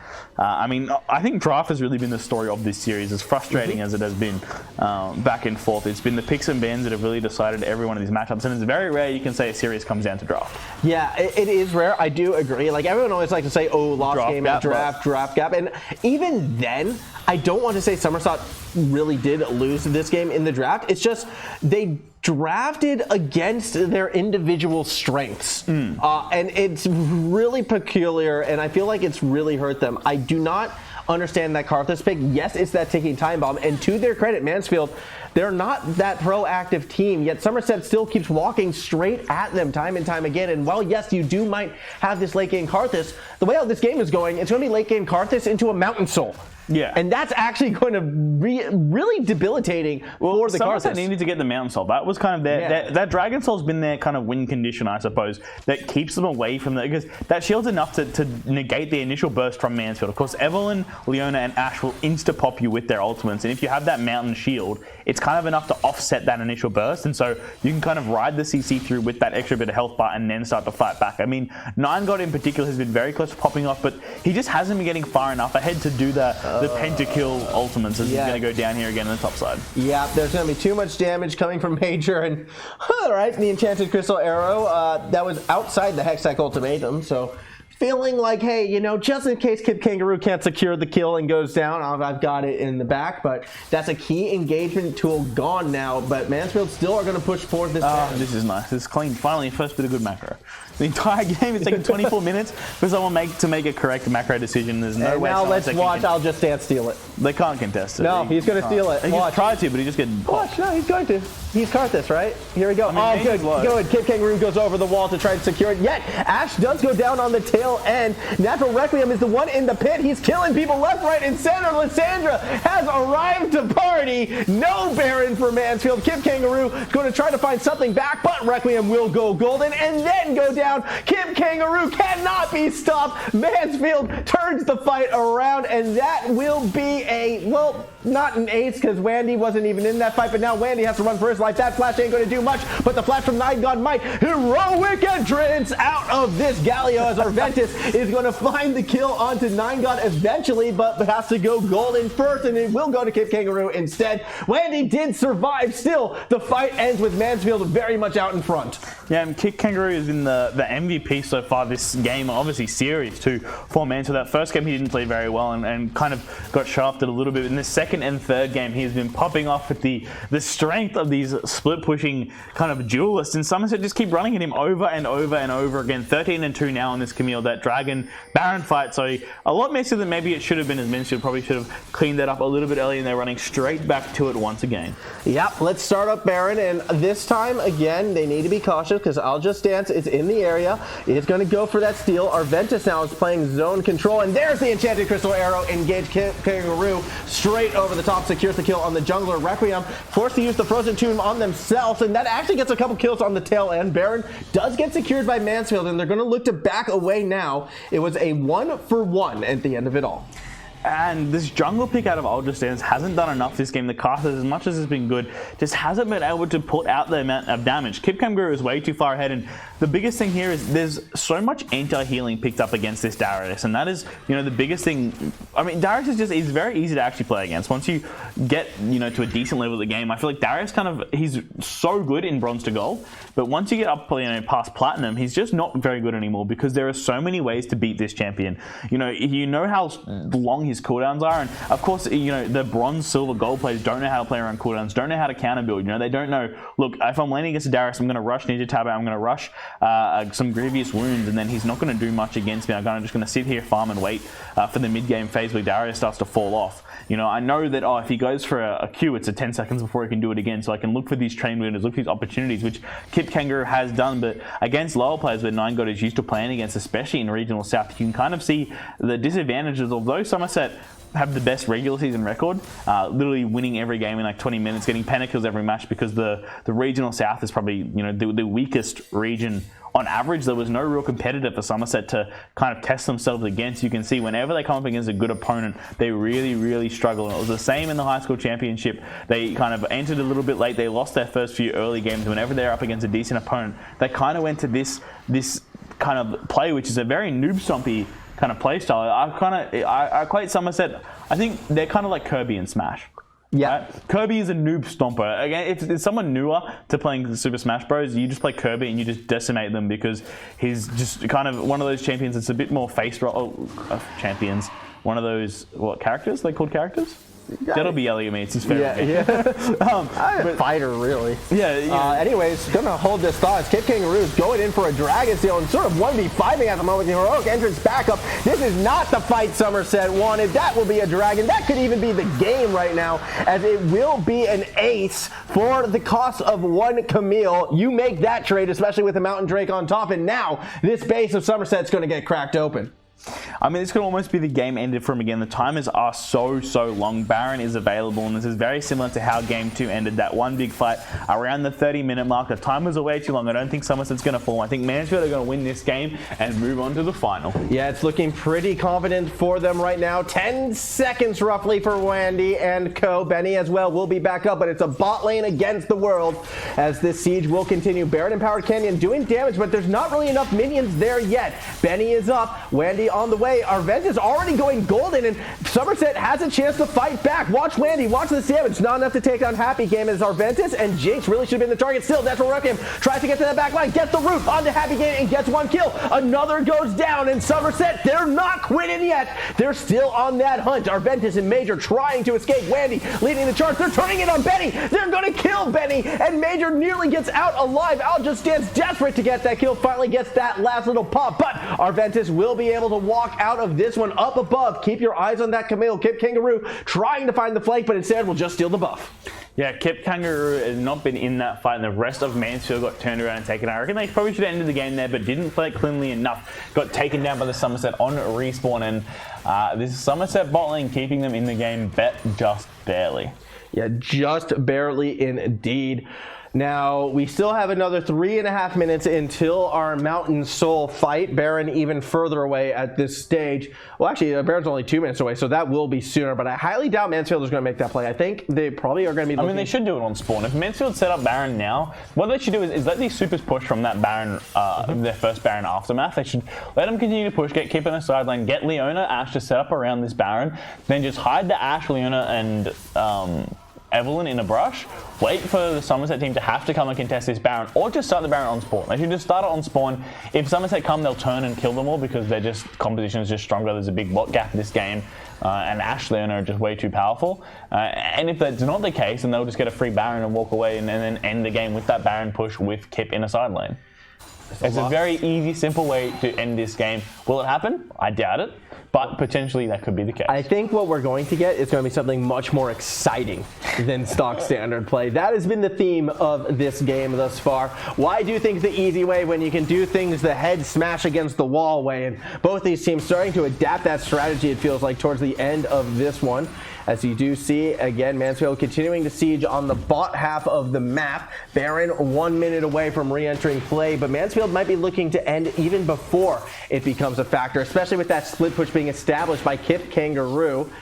Eventually, though, I do feel Mansfield will run out of minions, or they'll force a fight, especially with supers piling through the middle. But those supers are so far away, and I would have liked to see Mansfield actually get mid pushing before going for this type of setup. Yeah, but that's all they got to do. They're just going to do this slow seed. Oh my gosh! There we go. The Karthus is online now. He's got the Rapid on Death Cap, got the pen, got the Dark Harvest stacked up, and that is, why Karthus scales so well into this game. It could maybe be the factor that keeps Somerset in it. Zhonya's Hourglass will be the next item coming through for him, and Kipkangaroo. I mean, also finally Darius has built some anti-Camille items. So they're starting to go, all right, the Camille, it's coming down to Camille versus Darius and Karthus.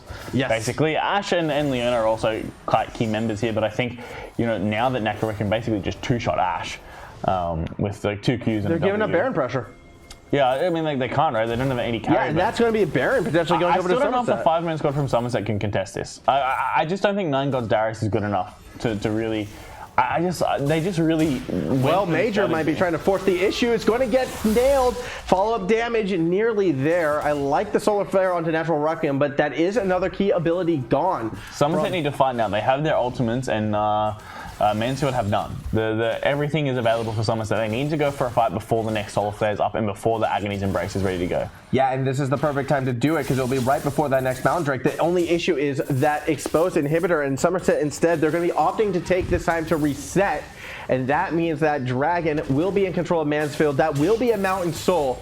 And that's going to hurt that pop potential that we saw just previously from I'll Just Dance. This is a very critical Dragon that unfortunately Somerset are probably going to be giving up, especially because Kipkangaroo has that split push pressure going. And Kipkangaroo, 13-4 on this Camille. The split push now in effect. He is doing a fantastic job for this Mansfield side. Yeah, I mean, he has been their kind of solid factor through all 3 games. Even in the first game where the rest of the team got stomped, he was their kind of shining light. The one that was still able to stay in as that Mountain Soul gets instantly taken down and over to their side. And I think that makes it a lot harder for Somerset to come back into it. The fact that they're even only just barely scrapping team fights. Arventus on this Galio is fed Sett is nice and tanked up, and the Karthus isn't going to be doing much through that adaptive helm, of course. Banshee's Veil as well, so much MR on his side, but there is no at 80 damage that's really going to hurt Arventus. And it doesn't look like Somerset is going to contest the Baron as well. They're just going to have to give these objectives away and hope and pray that they can find that critical final team fight against this Mansfield side, who will be looking to reset and then establish what could be a Grand Championship qualifying push. One game away from that final, one fight away. Mansfield, they're set up to do it. It's all on Somerset. Can they hold on? I don't know if they can. I think the Baron plus the Mountain Soul is too. I mean, they've been winning already. They've got 10k gold ahead. They should have ended a while ago. But Somerset somehow just keeping away to staying at Mansfield, keeping away to keep this game going and not end it just yet. As they're 34 minutes deep into this one. How much longer can this game last? I think it's one fight away. I really feel it is one fight away. Elder game? Hey, Elder Dragon, let's go. Goodness. Elder fight. I don't know. I mean, there's no need for it. Mansfield just have to sort of press that issue right now. Have an Elder Dragon, to be fair. Exactly, and they've got 2 exposed inhibs. They've got their second Baron right now, and they are setting up this siege. They even have the split push down below with Kipkangaroo, and now those inhibitors will quickly fall Somerset. They are scattered on that defense. No one watching up top as Arventus is going to start plowing through. Somerset's got to make a move if they're going to protect their base from falling.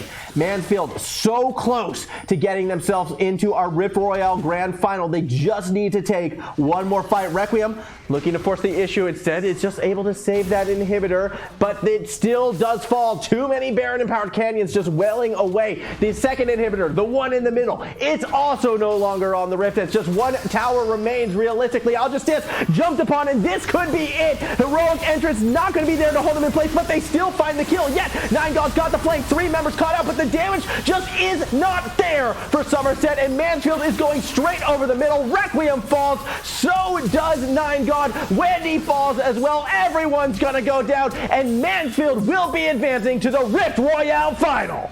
Yeah, the Nexus ought to be finished off, and I'll just dance getting caught out there on the Karthus, and that Mountain Soul doing so much despite a full combo. Basically, they were fighting on top of Karthus and took no damage, and that's the power of that style as Mansfield move on to. And after going down in a very convincing first game from Somerset, it was 2 poor drafts, and obviously Somerset's just comfort style is not the way that their first game is the way they win games. That's their strength. You play around mid jungle and you force it through, but Mansfield, congratulations on moving on to the final. We'll have to see who their opponent is for next week. I'm sure that other series is done, but I'm not sure if we got the results in. I think Matthew Flinders would have done it, but that'll be an interesting series to see nonetheless, as hopefully we should find a word. Yeah, I'm very curious to see what our grand final will be. It will be a best of 5. Yes. I can tell you that much, and it is going to be played at 4:30 next Tuesday, so a week from today. I do hope to see you there for this grand final.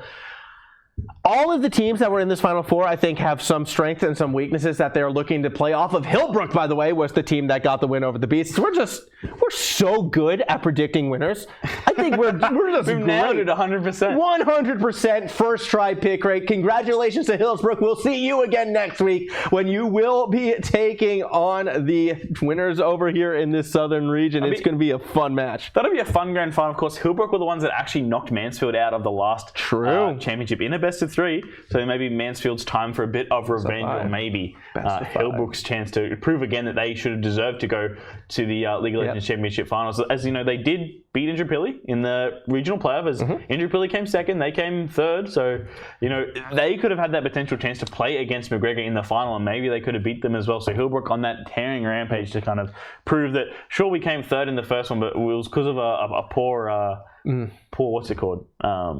Poor road through, but I mean, they lost to Indrapilli in their best of 3. They did. Semi-final. So it's funny to see all the top teams playing against each other, and because it's only the best team from each region, and Indra obviously didn't make the final team, which they did. They lost to Hillbrook. They lost to Hillbrook. They lost to Hillbrook. Hillbrook, it's just, they're on a tear right now, as our grand final will be Metro South taking on Metro North. It's a battle of the city, the battle for Brisbane to take the Rift Royale. Of course, that's not going to be till next week. One last time, a big thank you to our sponsor, Legion by Lenovo. A thank you to all the crew back here at UQ, all 2 of them today over at the studio right next to us. Thank you all for watching. Thank you, Replays, for joining me, and I look forward to seeing you all next week for our grand final here at the University of Queensland. Good night.